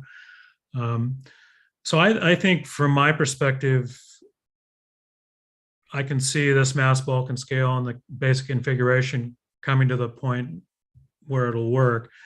I think where it really isn't working for me right now is the impacts to the neighbors. And a lot of that has to do with the site walls in the front and how close they are to the street. And if those are just for aesthetics and privacy, I would ask that you take a hard look at those and find a way of setting back from the street further, because right now it's just feels like everything's right at the street side, and also to the trail as well, and to a lesser degree to the neighbor to the south. I won't vote for this project if it exceeds the FAR. I think given the site constraints and everything that's going on, I think the owner's entitled to do a project to the FAR, but to exceed it, I don't think is appropriate unless you provide a neighborhood study demonstrating that that's typical of the neighborhood. For me to better understand the project and be able to support it, we need, as was asked for before, is 3D renderings, but have those renderings really demonstrate what it looks like when you look from the street with the landscaping that's being proposed, and also what it looks like from the neighbor to the south. And included in that, the screening that Derek mentioned that could be placed to the south, and if that oak tree that's been moved is not going to make it, something that will provide that amount of screening, because I think that was key to mitigating the project from the neighbor to the south. And those views from his property as you enter are a concern. So any way you can mitigate that, and landscaping that mitigates the project from the street and the other neighbors as well will be key. I do appreciate the natural materials and the sandstone, especially the concrete. I think can work, but it's a little more harsh. So anything you can do to soften the palette and soften the building through materials and landscaping will go a long way to helping. I am very concerned about the size of that private and the outdoor patio off the master bedroom. That looks like a large entertaining space. So I would need to see site sections demonstrating that outdoor area isn't going to impact the privacy of the adjacent neighbors. It's quite large. So I would need very good justification for that it will be private from the neighbors. And then lastly, I'm concerned about the glass guardrails. There's a lot of glass, and they potentially can cause reflections that can also impact the community, the neighbors. So again, site sections or material specifications that would demonstrate that the reflection from that glass isn't going to impact the community.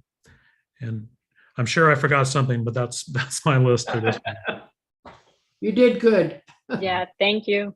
Mm-hmm. Anything more, David? I'm good for now. Thanks, John. Okay, good. And before we go on, David, thank you so much for your excellent guiding with your mouse and everything. You do an excellent job on that.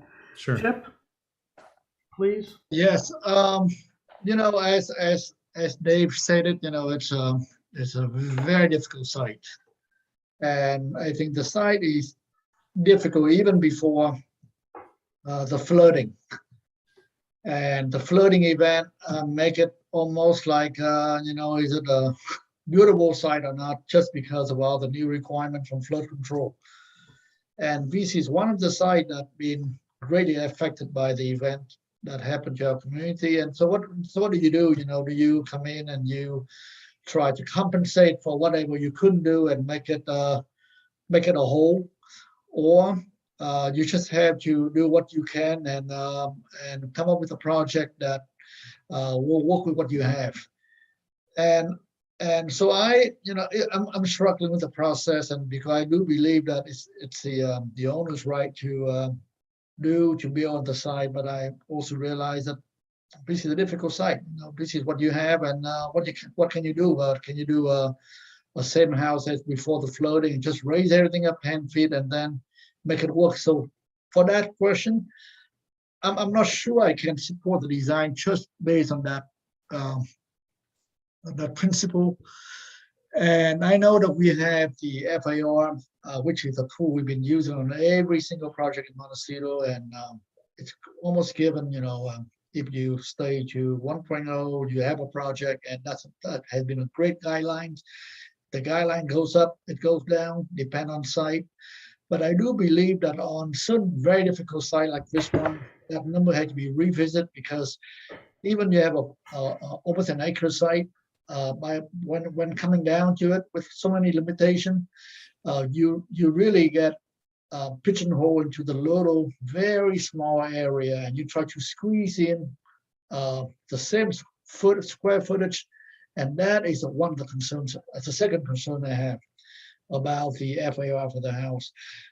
And even though, you know, I mean, I think the second story, unfortunately, it's nice you have, but I really think it's kind of large in this context because of where the house is.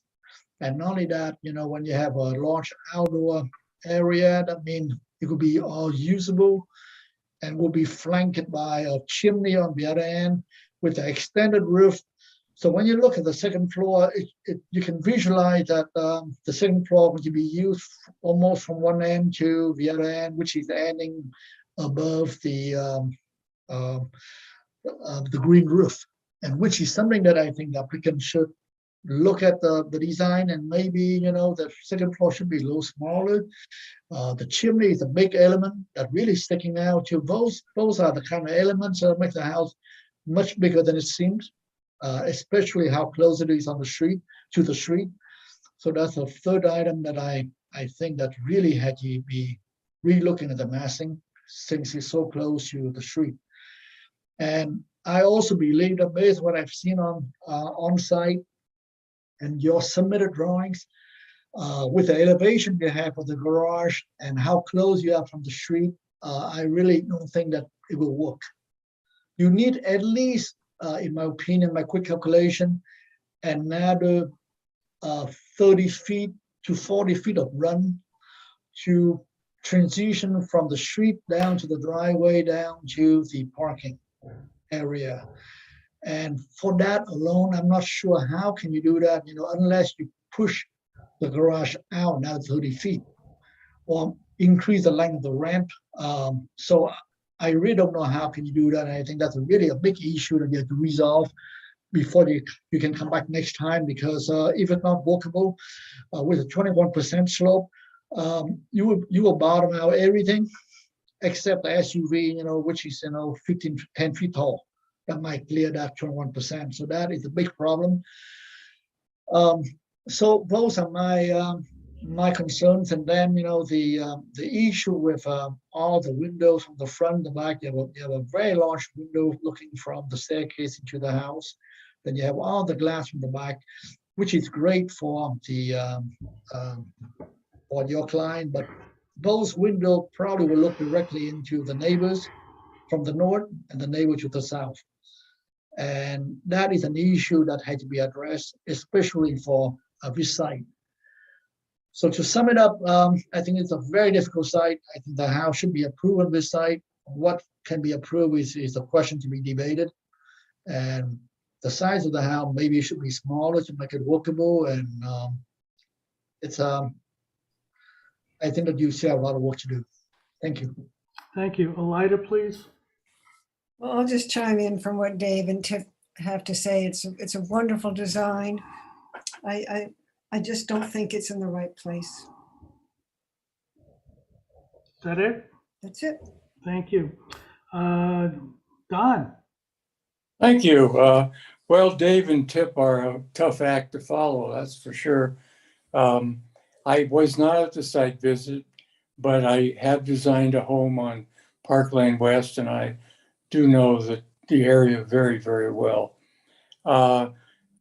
It appears to me that Dave and Tip's comments are well thought out, and I have to say that for everything I've heard, they're right on. Thank you. Claire, before I get started, did you want to make comments now, please? Claire? I have no further comments to add to what Chip and Dave have said. I think Dave, I mean, this is such a difficult site, and I really appreciate, I'm actually listening to the architects on the board more than what I do, which is, you know, plant trees. So that's why I don't have a lot of comments about this. I mean, when I look at what's on the screen right now, it really, this 1,000 square foot bedroom, whatever, closets, all of it. For me, if the applicant, if they need, I that's where I would do the reduction. It's up on that second step, I guess it's the second story, we call it, although it looks like the third, that is the part of the building for me that actually is causing so much concern from the neighbors and architects and everything. And that's the part that I think the applicant should be working on in reducing the square footage of that and kind of reconfiguring that upper story. I don't understand why anybody needs a 1,000 square foot master bedroom, period. But that's me, I understand. But if you want to get this approved, I think that's the place to go to, is that upper area, relook at it, redesign it, that's what's going to help your relationship with your neighbors. So that's what there is for me to say. Thank you. Thank you, Claire. I'd like to also support Dave and Tip's comments, but I want to take a different track as well. So keep it simple, stupid, the KISS method, Dave and Tip, but I'd like to try something else. We saw a project today at 700 Ribbon Rock. There was also a modern house, but the design was extremely compact. There were no jigs and jogs. There were no large areas of patios with roofs overhanging it, etc. And I think that at least in part, your very nice design, and I will not say that it's anything other than that. The question is appropriability, if it is appropriate to the site. But if that design could be reduced into a compact rectangle, which we saw on 700 Ribbon Rock, and also was on a all glass house on Ashley Road, directly across from where there's a barn and new house proposed that we visited last meeting, that was lost in the flood, I might say, that was a stunning house. I think that that simple design could significantly reduce the square footage. And where I'm going with this is to eliminate the upper floor. Yes, I passed it on to our. Don, mute yourself, please.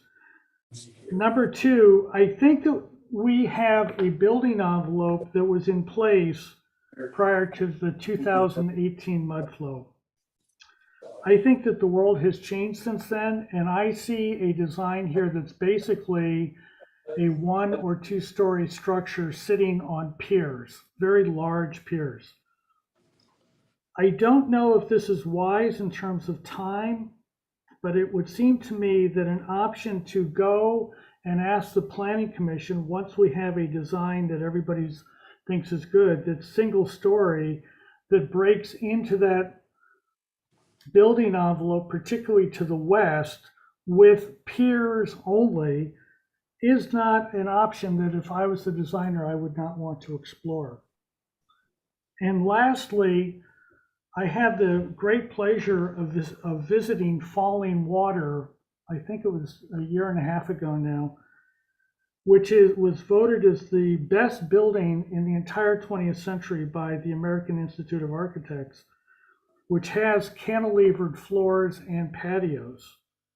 And I don't know the description of that building envelope, but if we could get down to a single story of habitable space and then cantilever towards the west, I think that you may be able to have a very beautiful house without impacting the ground, which is what I think the intent is on that building envelope, and have a remarkable house that only looks like a single story house from the street. So those are my comments. Obviously, you're going to come back. Good luck. It's a tough site. I mean, we all recognize that. I think it requires a major rethink. Is there anybody that wants to say anything before we end up here. Thank you, Megan, Daryl, and Derek. Good luck. We will see you when you get back to us. Thank you. Thank you. Item number 4, Stephanie and Adele. Okay, so for those that have not had a chance to review the agenda, the packet, this is the property on East Valley Road that had the large tennis court. They have made significant revisions to it, and so we will now have a chat with these two. Let me read the minutes, please. Tennis court is too large, requires too much grading and loss of oak trees. MBAR members cannot support this project element. 3 members of the board expressed concern regarding the FAR overage. 1 member expressed concerns that the proposed site development is too aggressive. Adele, not Goja, but Yamada. John, there was some planner comments here too. Aha, the following changes were, thank you, David. Thanks for keeping me straight. The following changes were made to the project scope. There's no longer a proposed outdoor dining pavilion or sunken tennis court, and the total oak tree removal is reduced to 2 trees. The applicant is proposing the construction of a new bocce court, 2 as-built trellises of 425 and 160 square feet respectively, and retains the 162 square foot addition rear of the house to help tie things together, if we all remember. Miss Yamada, not Goja as it says on the screen. Yeah, actually, yeah. Steve and I have been divorced for a couple years, and More than that. And I was remarried, or I was married on December 26th, the day after Christmas, to my childhood best friend, Willie Rosso. And wow. I went back to my maiden name, Adele Yamada. Yes. Okay, so you are on here. Can you just review the FAR? It's reduced, and then let's get on with it, please. Is Stephanie with you today? Stacy, yes. Stacy, I'm sorry. My apologies, Stacy. Yeah, I'll just do like a quick overview. We were first here before the board on November 4th. And at that time, the board's comments were that the architecture was acceptable. They wanted us to reduce the amount of paving and hardscape, possibly consider a redesign to the project to retain or preserve the existing oak trees. And there were several members that felt that the site was overdeveloped. We came back to the board on January 13th for further conceptual review of what we felt was a compromise from what our client's initial desires were. But it was really clear on January 13th that the board was not support of the project as presented that day. So we've took a considerable effort to really look carefully at the comments of each board member. So what we have before you today is we've removed the outdoor dining pavilion, we've removed the sunken tennis court, and that has significantly changed the grading. Right now, there's no grading or grading permit that will be required. We're maybe 5 cubic yards of earth movement total. The lay of the land will remain really historically as the property was established. And I can review briefly if you'd like to look at the 2 as-built trellises and the addition behind the garage.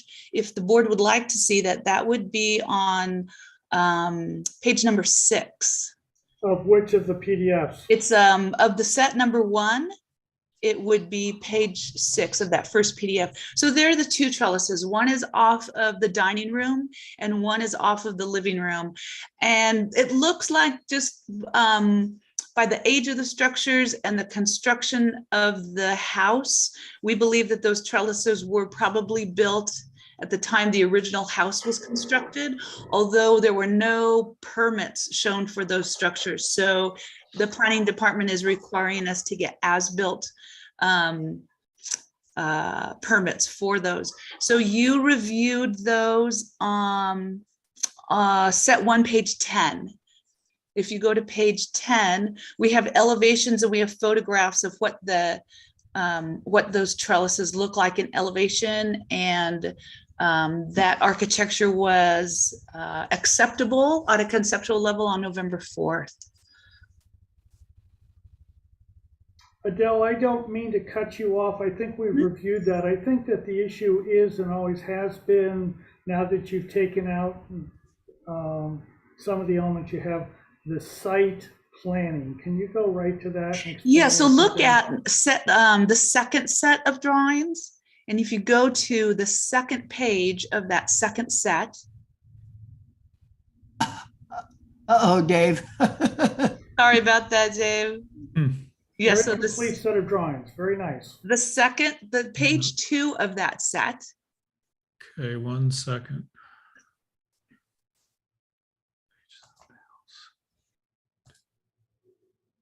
There, this is the grading and drainage that's done by our civil engineer. So that shows you the back of the lot. Tennis court in the northeast corner has been removed. The dining pavilion has been removed, and it's just now landscape and planting. There is a bocce court, but that's really at grade. We've worked with the planning department very carefully. And part of our initial review feedback was they required us to get a historic structures report. We worked with Post Hazeltine, and they determined that there weren't any areas of the site nor the existing resident that rendered any historical merit. We were also at that time re-evaluating the trees, because there are now only 2 oak trees that are really impacted by the proposed development. Bill Spiewak updated his oak tree protection and assessment report, and that was included with our resubmittal to the planning department. And then really the balance of the work, I think what we want to focus on today is for the review of the site planning. And I'll let Stacy Fawcett, the landscape architect, walk you through that. Hey, hello. And Stacy, can you start with the 2 trees that you want to remove and why, please? Sure. Dave, if you go down next, let's see what page, go down to page 4. Okay, so this shows the site, and you can see on the plan the green trees that are highlighted are the existing oak trees that will be protected, and the 2 little red circles are the 2 oak trees to be removed. The one in the lower right-hand corner of the site on the plan is a smaller oak tree that is grown underneath the larger established oak trees. So it's just leaning and in the way of, it'll never develop into a substantial tree being leaning sideways. Plus it allows the circulation for the new motor court that is proposed and connection of the driveway. The other tree is the small red circle towards the top middle part of the property. And that was a fallen oak tree in the past that is currently propped up, kind of just impeding into the landscape area. So that tree, they would prefer removing that and adding additional new trees. So we are mitigating both of those oak trees with additional new California live oaks. How many? I believe we have 5 large scale to replace. It's whatever Bill had recommended. Okay. And can you show us where they are, please? Say that again? Would you show us where they are, please? Proposed new trees. To be the new Yes, trees. go down to the next page, please. Sheet 5. So that plan, the green shows the existing oak trees, except it doesn't show the ones in the back. The blue circles are the proposed new mitigation oak trees. You can see there's 5 there. The purple are all new proposed trees. So that kind of gives you an idea of the additional trees being added to the property as well. And again, there's 2 large oak trees in the back that are not highlighted green on this page, but those are to remain and be protected. Are the purple, are they kind of, well, at least one section looks like it's set up for an orchard, or is that just kind of, Yes, yeah, okay. those are orchard trees. And then the other trees are a variety of drought tolerant type trees, such as olive, Rus lancea. We've got the California live oak. There's some citrus trees and cerces as well. And David, did you want to go to the 5th set of drawings, PDF page 8, so that Stacy can explain her lighting to us? We'll skip right over everything, go right to the lighting. I like it. Yes, that colorful sheet. Okay, so the colors show the various zones for the lighting. And with respect to lighting for the property, we know how we like the path lights as opposed to other types of lights. So predominantly path lights for circulation throughout the property.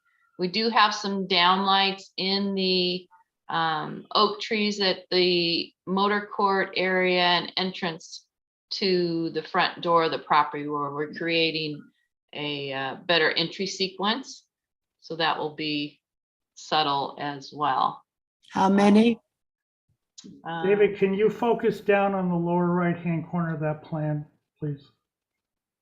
No, I'm sorry. The motor. Those are column lights. The motor court area. The motor court, the purple. The dark to the right, David, please. Oh, to the dark I'm blue. sorry. Keep going, keep going. Yeah. And there's an area where the motor court is Up with here? a holster. Yeah, Yeah. below that. There okay. you go. There you go. Okay. And Stacy, would you describe what those circles with the cross in it and the arrows are, please? Those are downlights from the 3 very large oak trees. So currently there is line voltage lighting throughout the property, up lights, etc., going on. So those are being removed, replaced with low voltage, low wattage hanging down lights or directional down lights.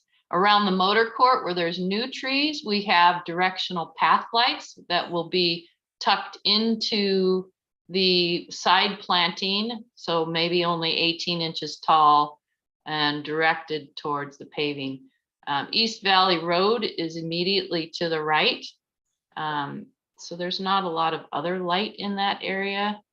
So allowing lighting for cars to come in, park, and get to the front door. We have some step lights in the cheek walls only, going to the front door, and a few accent lights for the fountain and proposed accent at the front door. And Dave, there's also some of these tree lights on the left-hand side of this plan, back in that area. Oh. Those are path lights, the squares. Not all the way on the And left. there's 2 down lights in that area as well. The squares are the path lights. Correct. Oh, okay. So those are low down to the ground. So mostly path lights. Okay, and I don't mean to be disrespectful or pushy, although some people would say that would be inconsiderate of my personality if I weren't. Inconsistent. Do you have anything else, either Adele or Stacy? I think we've hit the high points. I think, we listened to the elements that, or the comments of the board from previously, and we reevaluated the goals, with our clients. And I think we've addressed those items by removing the tennis court, the pavilion, really simplifying it, bringing it back to, you know, a character that is consistent with Montecito. I've met with the neighbor to the north just this week and reviewed the plan with her. She was happy with the changes. We're also discussing shared screening and moving forward with that as well. So that's all very positive. And she was in support of the changes that we had made as well. We've reduced the overall paving. That was one of the comments as well. So the overall paving of the site from the existing has been reduced by 2.5%. So I think that was a nice change as well. There was a lot of erroneous just paving. There was a maze. We removed, there were 2 swimming pools. We removed a swimming pool. We removed some, you know, the maze paving. We've removed an exterior spa and put it into the pool. So that reduced the square footage as well. So I think the impact is much less. It's keeping in scale of the neighborhood. The fire department has approved the access, and we have a stamped approved fire department plan in this set as well. So we're hoping, we've gone through and created the irrigation plan. We're within the WELO requirements. We've completed the planting plan using drought tolerant and oak companion plants.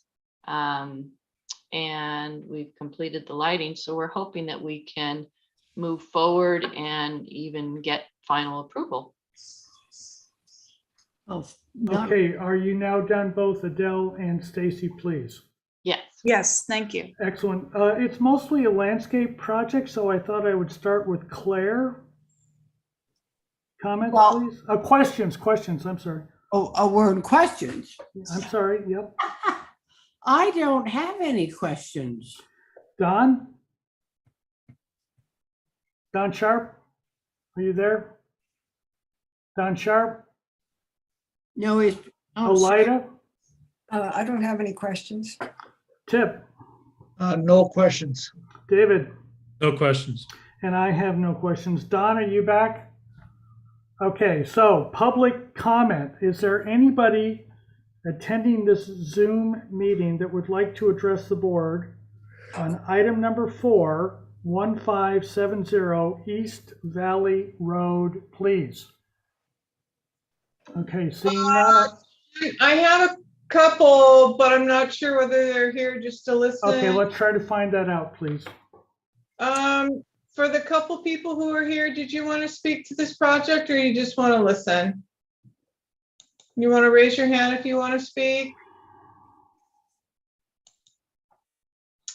All right, I'm not getting anything, John. Okay, so if you do, please keep trying. Don, are you back for questions?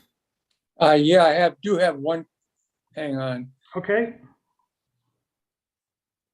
One question, that is, you referred to the 2 trellises, Adele. Do they have a covering on them? No, those are open. They're totally open. Yes. Okay, thank you. Okay, we've gone through public comments. Comments, please. Claire? Thank you, both Adele and the landscape person. Stacy, I mean, I really appreciate that you took to heart the concerns of MBAR. And for me, you know, especially the removal of the tennis court. Oh, thank you. And please, you know, express that to the owners. You know, I mean, this is a beautiful piece of property. And now it is consistent with the house that's there and what was intended by the original owners, you know. And so for me, I think we're pretty close to where we wanted to be, or at least where I wanted to be when we started out. And I really appreciate the work that the team has done to bring this whole project into the realm of the house, the existing house. That's it. And are you okay with the lighting as proposed, please? I think I'm pretty okay with the lighting. Yes, I am. Yeah. Okay, Don, please. Don Sharp. Yes, having a few problems here. I agree with Claire. I think that it's come a long way. And it's removing the tennis court is just a brilliant move, I think, and makes it a much more Montecito feeling concept. So I certainly have no problems with approving it as presented. Elida. No comment? Tiff. I don't have anything else to add to this. I think this is fine. Dave. I don't have anything to add either. I also want to express my thanks for a really substantial rethink on this project. We are on for preliminary. I believe that this plan has too many tree lights in comparison to what this board has been approving in the past. I don't hear that others agree with that comment, but I do believe it. And unfortunately, with all of the greatness of this project, I am going to vote against it because of that. We are on for preliminary approval. Is there somebody that would like to make that and not final, Stacy? It's not agendized. We can't do it. It's going to have to go on to consent calendar. So is there somebody that would like to make a motion for preliminary approval, please? I will make the motion for preliminary approval. Is there a second, please? I'll second it. Is there any further discussion, please? All those in favor? Aye. Aye. All those opposed? Nay, only because of the number of tree lights. Okay, thank you. We will see you at the consent calendar for final, and we'll go from there. All right, Sharon, would there be an opportunity for us to return to MBAR on your next agenda on the consent? There could, you should go through your planner though. Okay. It looks to me, both Adele and Stacy, that your plans are complete enough to get it as they sit right now, but it's just not agendized, so we couldn't give it to you. Item number 5. Thank you. Thank you. Tip is out on this one. 285 San Ysidro Road. Is there somebody here that would like to address the board, please? Yes, we're here. I'm Kelly Tyke with the Warner Group Architects. John, do you want to go over the comments? Yes, I do. I just wanted, okay, so provide FAR study, depict existing and proposed landscape screening along shared property line and along street frontage. One member of the MBAR requests that the applicant study landscape options to address the long blank wall along the north elevation. Include square footage of the accessory dwelling unit in section 3 of the floor area ratio FAR worksheet, and or remove the ADU from the plans. So I'm sorry, I didn't get your name. Who's presenting it? Yes, this is Kelly Tyke with the Warner Kelly? Group Architects. Okay, thanks, Kelly.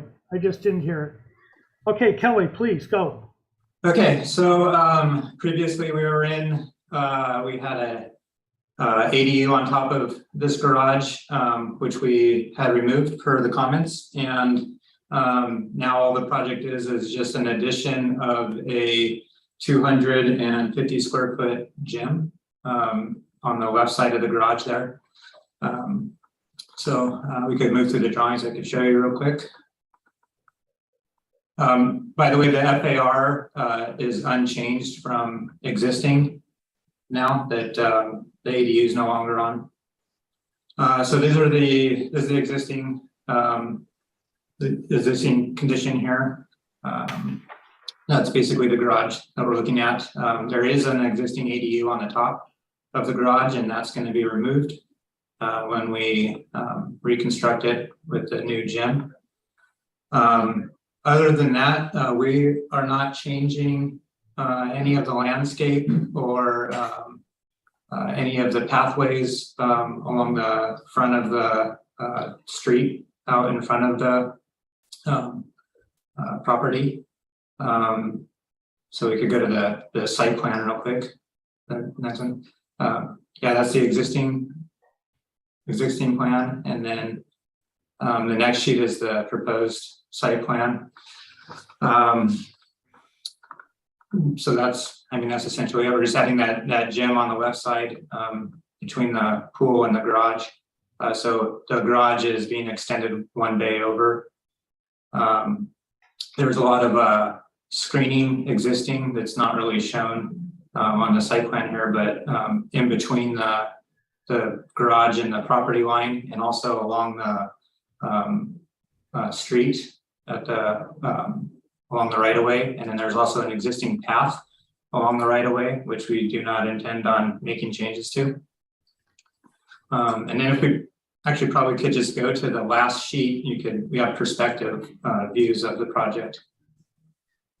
So there's a north and south elevation. Okay, so on the top images are the view of the structure from the motor court area. On the north elevation, we've added a little bit of landscaping to soften that blank wall per one of the comments. And then if you look down all the way on the bottom left, that's what it looks like from the street right now with that large hedge. It's about 8 feet tall, and then there's that mulch path kind of on that rock wall area, that low rock wall area. So we're keeping all that. Other than that, all the materials detailing will essentially match existing. So I think that's about it. Yeah, I think that addresses all the comments from last time. Thank you very much. Questions, Elida? No question, John. Claire? No. David? No questions. Tip? Oh, he's out. I'm sorry. He's not there. I'm sorry. I apologize. Don, yeah. Why don't you approve it right now? Okay, Don? No questions. Thanks. And I have no questions. Public comment. Is there anybody attending this Zoom conference that would like to address the board on item number 5, 285 San Isidro Road, please? I don't have anybody with their hands up. Excellent. I'll close public comment. Comments, please. We are on for preliminary and only preliminary today. Elida? No comments. Are you ready to vote for it? Yeah, I'm not that familiar with this one, so I'm going to have to abstain. Okay. Claire? I'll just jump right in here and think that I think it's ready for preliminary approval, and so I'll make a motion for preliminary approval. Okay, let me just go through quickly. Dave? I have nothing further. Yeah. Don? Nothing further. And neither do I. So Claire, would you like to make a motion, please?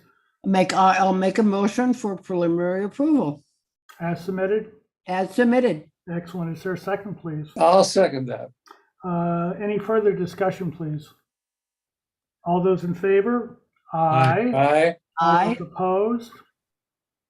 And it should be noted that Tip recused himself on this. Thank you very much. And John, I probably should have added in there, I just forgot, that I think this should come back to consent. The consent item for final approval. Yeah. Does anybody disagree? Very good. Thanks so much, Claire, for that clarification. Item number 6, please. 805 Romero Canyon Road. We are on for both preliminary and final on this project. Project acceptable. Include FAR calculation worksheet on cover page of plan set. Provide landscape plan depicting existing retained landscaping and or new landscaping if proposed. Consider drought tolerant landscaping. Provide exterior landscape lighting if proposed. And who is presenting today's project, please? Yes, my name is Christian. Christian, thank you very much. You have the floor. Okay, perfect. So if you go to the last page on this file, It has the landscape drawings and a photo. So where we're proposing the new addition, we are not removing any major plantings or vegetation. It's just mostly dirt and grass and dead grass. There are some few small trees that are just going to be taken out, but nothing major as a mature trees. And detailing, how do we know how to build the house, please? Or the addition, please? Oh, yes. Let's go up to the second page. So we have the site plan. If you zoom into the main house, this is just a recap. We have an addition to this existing residence. We're gonna add an addition to the kitchen and a room addition that's gonna have as a service area for a caretaker. Is this another review prior from our first review, or is someone not familiar with the project? Just fill us in on what you've done since you were here last, please. Oh, okay. So we updated the elevations on 6.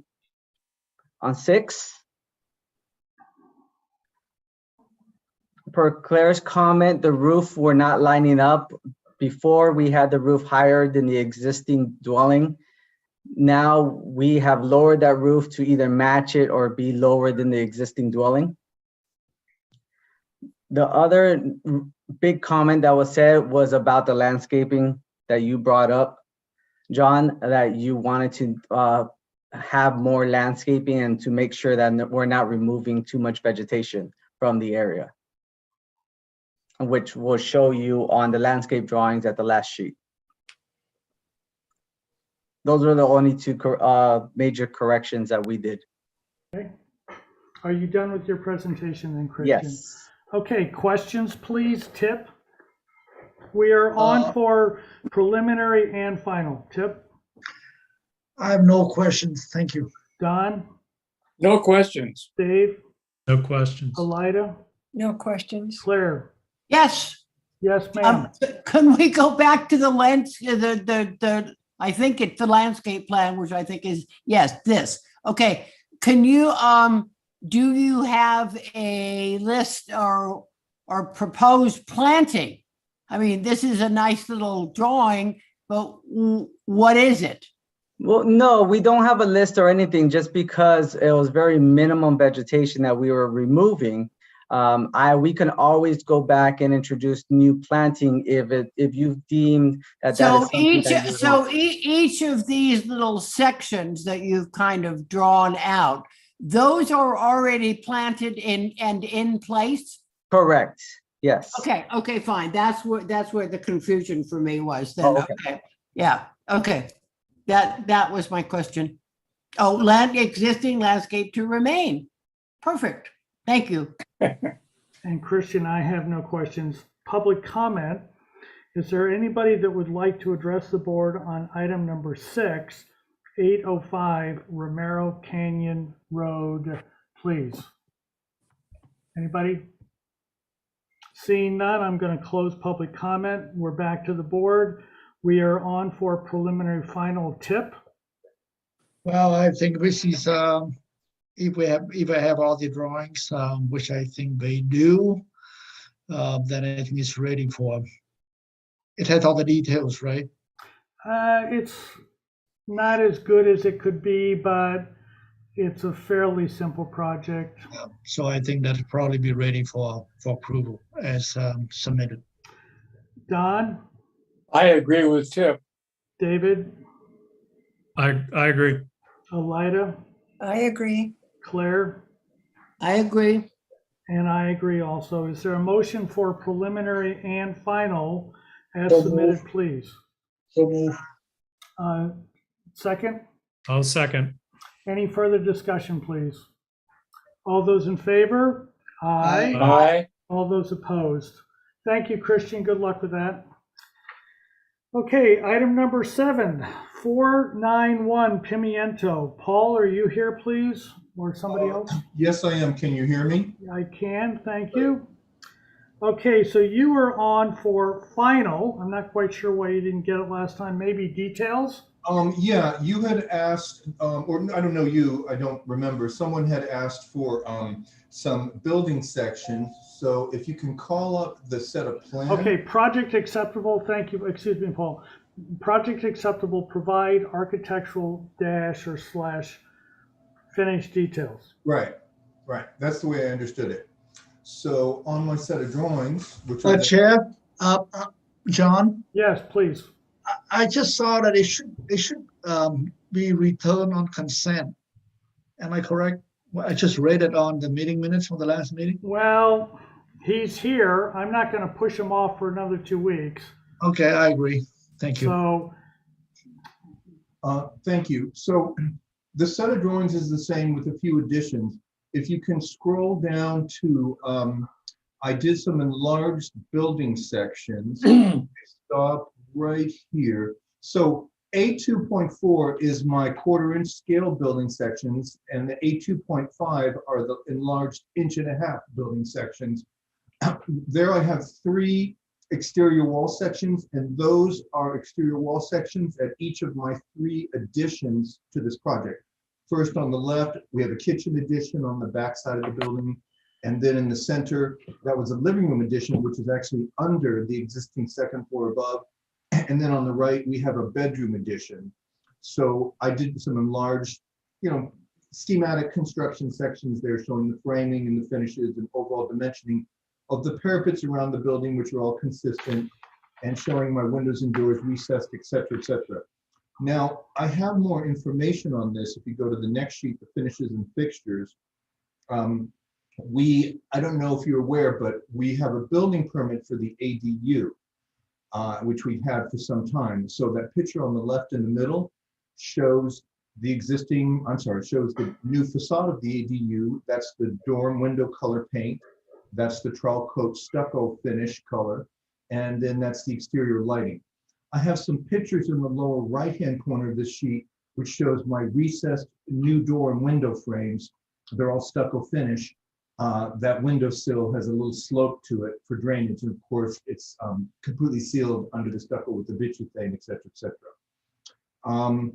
Real quickie side note, we were showing previously an addition of a clay tile roofing tile to all the parapets of this building. That detail has been canceled. We are leaving all the roof parapets of this building as is. So that's why that detail does not show up in the set of drawings. All the landscape drawings that are there in the set were what you saw last go around. No changes to those, it's my understanding. So that's my building section detailing and This is clarification. the detail project. Go ahead, sorry. Ignore that. We'll get to her in a second. Are Okay. you done now, Paul? Yeah, that's the quickie. I'll take any questions now for clarification, please. Okay, questions. David, please. No questions. Tip. No questions. Elida. No questions. Claire. None. Don. No questions. And I don't either. Public comment. Is there anybody here that would like to address the board on item number 7, 491 Pimiento Lane, please? John, I only have one person in attendance and their hand is not up. Okay. So closing public comment, if that's incorrect, please somehow find a way to get back to us. David, okay, so comments, please. David, please. I don't have any comments, John. Okay, we're on for final. It's already received preliminary. Tip. We have no comment. I have no comments. Elida. No comments, John. Claire. I just a comment. I appreciate the applicant, the work they did with the neighbors, the work they did with the neighborhood, the work they did with getting all the construction traffic somewhere. I don't know what they did with it all, and I think this is absolutely ready for final approval. Thank you, Claire. We Don. really wanted to clean things up. We appreciate your. I agree with Claire, 100%. And I have no further comments. I will chime in on Claire's comment as well. Do I have a motion for final approval as submitted, please? So moved. And is Second. Okay, any further discussion, please? All those in favor? Aye. All those opposed? Thank you, Paul. Good luck with that project. Okay, last item on the agenda, number 8, 415 Meadowbrook Drive. Ron, are you here or somebody else, please? I am, but I don't know how to use my camera. Close How's that? Close enough. Is that a little better? Yeah, close enough. How are you guys? Good to see you. Fine. I hope those are rain clouds in the back. That is actually behind my home, and it was a dark, stormy day, and it was just like this really dramatic, high contrast thing. I thought, I would like that. I'm going to use that, and I do like it.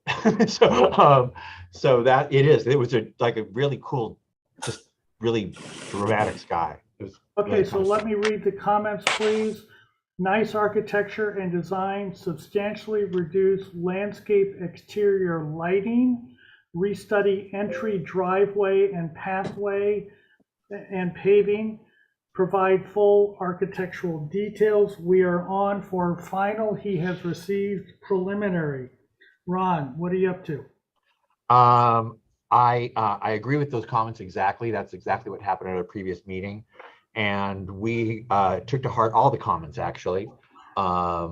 We added a lot of detailing, which sort of made us focus on our plan check submittal. And as a result, pages like A6, A61, A62, A7, A71, A72 were all added to help provide detailing, particularly to the exterior elements. It's a simple home in terms of material.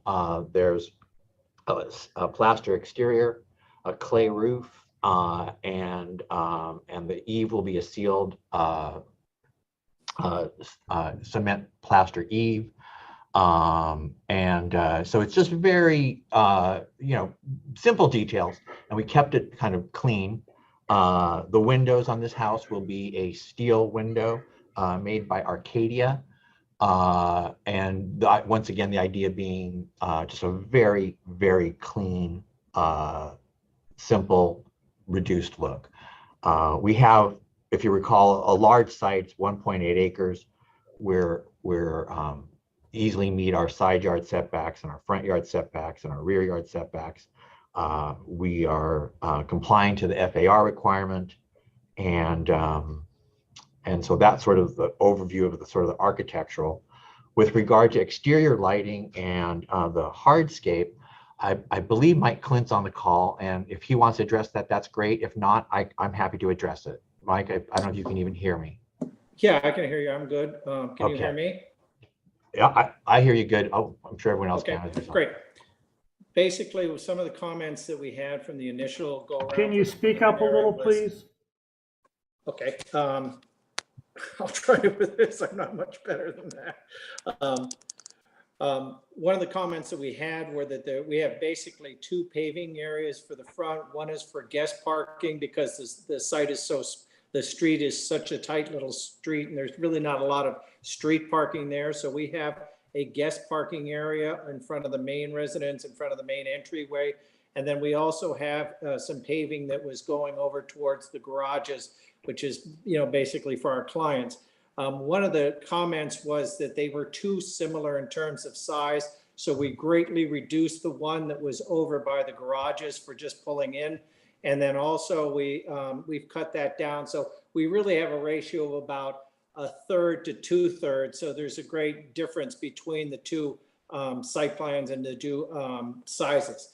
This thing you have on the site plan right now is not the current one for ours. If you go back to our, I think this is the old one, Dan. That is.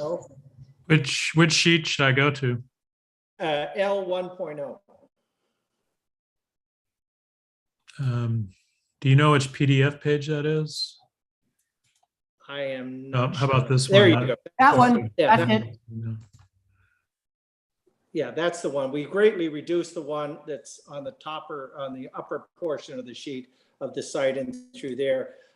We've screened a lot of it with the planting in the front, so I don't think there's going to be a big visual impact of what that area is like. Besides that, we went ahead and took your recommendations on reduction of the lighting we had for the site. We had a considerable amount of lighting, and we reduced that by 87%. So we've only got right now, we took your recommendations and root back. So we have about 78 fixtures for the entire site. About little less than half are just small step lights at the different step elevations we have for safety. And the rest of it is very minimal. So most of it is pathway, some pathway lights, and then a few downlights from the trees. Can you please tell us which page that is? Point that out, please. Okay, the lighting would be on pages L 2.0 and L 2.1. I think down, oh, there you go, yeah. So the yellow lights are tree lights, correct? Yes, downlights from the trees. The green ones are just small path lights. And the other is really just the niche lights that are just small step lights. Okay, so the yellows are the hanging lights in the trees then, is that right? Yeah. And what kind of tree, oh, John, I'm sorry, Okay, and David, there is another plan. I don't know if it's up or down. There you go. That's the back of the property. Yeah, that's the back. We had to split it. What kind of trees are these? I think they're in the courtyard and there's 3 on either side of the path going out of the courtyard. What kind of trees are those? Sure, those are olives that lead on the main patio. If you on the sight line through there where we have that larger area, those are olives, full-grown olives. And David, do you want to go down to the light fixture schedule, PDF 25? And so which are the tree lights, please? It looks like you have 2 of them. The hanging one. Yeah, the ones that are yellow. And the ones that are blue are not a part of the project? No, we just have 2 small hanging lights. Those are literally about 1.5 inches or so in diameter. We have an arbor on the side that we just put those in to aim down for access through the arbor. Are you done with your presentation, Ron and Michael?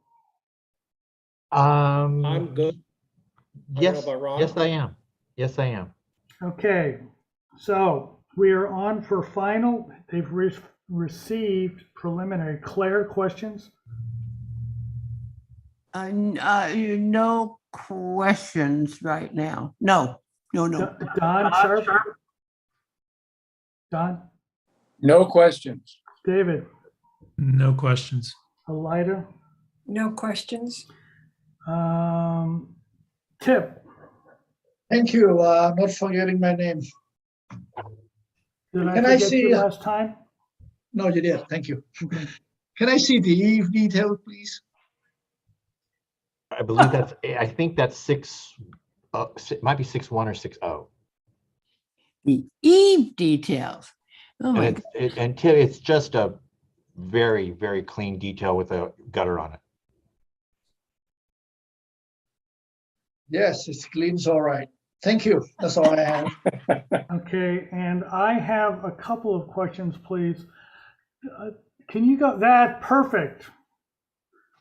On the left-hand side of this drawing, I see what amounts to a glass corner with no structural post, either at the corner or one bay back, if I can put it that way, on each side. Is this a good idea, or is this how it's going to actually end up, please? Let me just, I believe I have a column. I just want to make, I don't want to. But it's not as crisp as this. No, I think it's a little bit less because the way they don't really make a corner piece. My renderer drew it that way, but in all honesty, there's some structure at that corner, Okay. but not a post. Okay, and this is a general question. When I looked through your detailing earlier today, it felt almost like a high-end commercial building as opposed to a soft and cuddly residential building. Now, I'm not saying soft and cuddly is right, but am I correct in seeing how austere this building is now that you've done the detailing of it? Yeah, our goal is to have traditional architecture with contemporary window setup. Basically, that's so you're correct in that there's a contemporary kind of pull to that detail, the window detail. Okay, I would like you, between the two of you, to specify which of the site plans is the correct site plan so that it can be noted in the motion. Which the L sheet site plan is the correct one. And my apologies. I would be, you know, the world is the way it is. If people don't get it quite right, we understand. But so it's that one right there that we should be using. Yes. Yes, Okay, that's the excellent. current one. John, are we in John? question or comments? We are in questions right now. It's just heading into comments. I see. Well, John, I have a question, kind of. Can we see the actual drawings of the elevations? Or, yeah. I mean, the ones that, you know, are, yeah, not pretty pictures, but the one, I mean. like sheet 4-1, right? Well, I mean, there must be, yeah, Right so there. this is, yeah. Yes. Yeah. And, Oh, these and are then- sections. And then also the sheet There. above, yes. Well, this is, no, not that one, the other one. These are the pretty pictures. I Well, would no, like. those are I actually would like These are to the see elevations. The construction drawings of that particular corner that we're talking about that's getting fatter. Where Well, is that in the construction drawings? Right there. That's not a construction drawing. Claire, it's a rendered elevation, so it's a straight view of an elevation, but it's showing material colors and textures. Do you have a floor plan of that, Ron? Yes, it would be sheet there. And can you focus in on where it is on there, please? I'm trying to circle it with my cursor. Now I'm trying to figure out, okay, so that's there and that's there. Those elements, there's on the master suite and then on the opposite side. And when there's more structure there, it's really not structure from the standpoint of a column, it's the structure of the window system itself. It's not like a glass edge, it's about 2 inches of aluminum in each direction. It seemed like something's missing here because obviously your Yeah, glass is not what we're talking supporting about. Well, it's the window system itself closes, but the window system itself isn't just glass. At the edge of each window panel, there's an aluminum frame, and those aluminum frames sort of meet together. But it's not supporting that corner. That's what we are getting at. There is no structural support to the corner. The support is held back, and there's a steel beam cantilevered out to support it in both You can directions. see the column in those floor plans we were just on, Chip. And there's no columns. There's no columns. The column is buried into the wall. No. Go to one of the Dave close up. The other one, the one on the right. You can see the steel column right below the number 7. Yes. In the wall. It's the one we are looking at is the one on the right. Oh, it's right here. Yes, that's a W column or an I column. Oh, okay, thank you. That's what I was trying to get to somebody to show me. It's not a cheap house. Yeah, okay. You know, I'm not concerned about that corner. I'm looking at the other one because the other one is the one on the rendering, not this one. This one is not a problem. I can tell right away. This is the one that we are looking at. And he also has a steel column up there under the number 11. So that's one column. I see. Yeah, that's on one side, then that column actually there's a column that goes up and, I'll call it up and down on the page, that ties to where you see that number 9. If you go down just a slight amount, I have 2 steel tubes that are in that section of, yes, and there's the wide flange there, and that is creating a cantilevered beam that then picks up the other beam. Okay, as long as you know what you're doing, that's your house. Thank you. Thank you. I really want to know what he's doing though, Tip. No, he's got it. No, looked at I this know, earlier. I'm only kidding. Okay, are there any other questions, please? Public comment, I don't think I've done this. Item 8, 415 Meadowbrook Drive. Anybody that would like to address the board, please. Okay, I'm going to close public comment. We are on for final. He's already received, both of them have already received preliminary. Claire? I don't think, actually, I would like to see the actual landscape plan. Yeah. Comment. I'd like to see the landscape plan.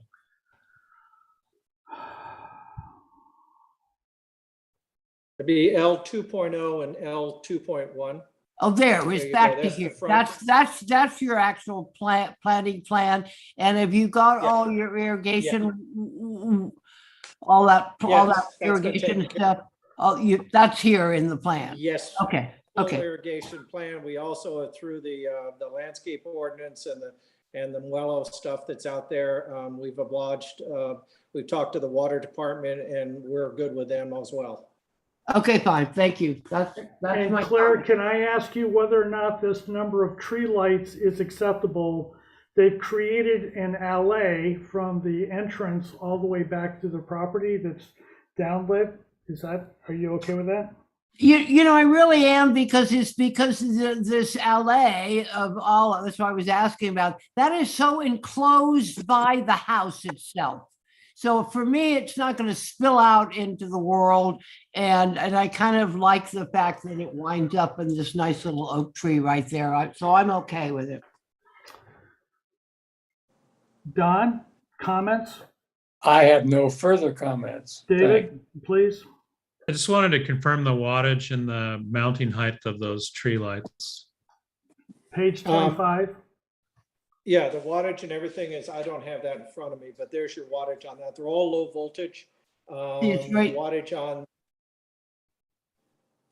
on that one is 35. Maximum lamp is 35, but we're not using 35s on that. We're probably we're much lower than that, but they'd be about, I would imagine, about 8 feet in the air. Okay. Yeah, for me to support the project, we definitely need these to be reduced, and Yeah. and then also agree to the maximum 8-foot height. That's my comments. I mean, Excellent. Alida? No comment. Tip? I think that I think the house of drawings is fine, but I'm just a little bit surprised about of some of the detail. I think they are very generic. They I wish something would be a little better for the site of this caliber in this work. But overall, if you look at the distance, I'm sure it looks the same. So I have no problem. Don, if I may. Please. Please. That downlighter there, we'll probably use a 5.5 watt MR16 on it. They come with different wattage, 3.5, 4.5, and 5.5. So we're going to go with the 5.5. Okay. The things that I know that need to be specified are this. L1 is the site plan that will govern. We want to have, it sounds like the board is willing to accept the lighting at 8 feet high with the 5.5 watt for the downlights. Does anybody disagree with those comments or have additional concerns, please? Would anybody like to make a motion, please? Claire, Don, Dave, we're kind of, I'll make a motion for final approval with those conditions that you just mentioned. so the governing site plan is L.1, and the lights will be, the down lights and the trees are mounted no higher than 8 feet, and the bulb size is no higher than 5.5 watts. Yes, Is there a thank you. second, please? I'll second the Second motion. that. Is there any further discussion, please? I'm going to go with Claire. I think that there's too much lights, but I think maybe with an an olive tree, it's going to work. I think they'll mute it out down, so I'm going to take a chance. All those in favor of this project, please? Aye. All those opposed? Okay, we are finished with our regular agenda. Does anybody need to say anything before we adjourn, please? Thank you, Ron and Michael. Thank you guys very much. Thank you. Most appreciated. Anybody need anything, or should we just, quick comment, anything? Do I have a motion for adjournment, please? So move. Is there a second, please? I'll second. Further, I actually have a question. John, have you been working with Sharon and our other Kimberly on the agendas? No. Oh, interesting. Okay. So then the question would be then is that this is, we're down to 8 now on this one, and I was just kind of wondering, is this kind of moving forward, Sharon, what we can expect? Well, that's where we're at right now, and it just seems like then we'll get hit because people get ready, but it's been a little slow. Okay, yeah, no, that was just a curiosity question for me. Okay. It is a forward indicator to the possibility of a worldwide recession. So is there a motion for adjournment, please? Thanks, John. So moved. Second? Second. All those in favor, please? Yeah, it was. Aye. Thank you all. Thank you so much for being clear, Thank you, concise, John and and complete. Dave. Thanks, Yeah. John. David, thank you. Thank you, Dave. Thank you, Dave. Yes. Bye, Tip. Okay.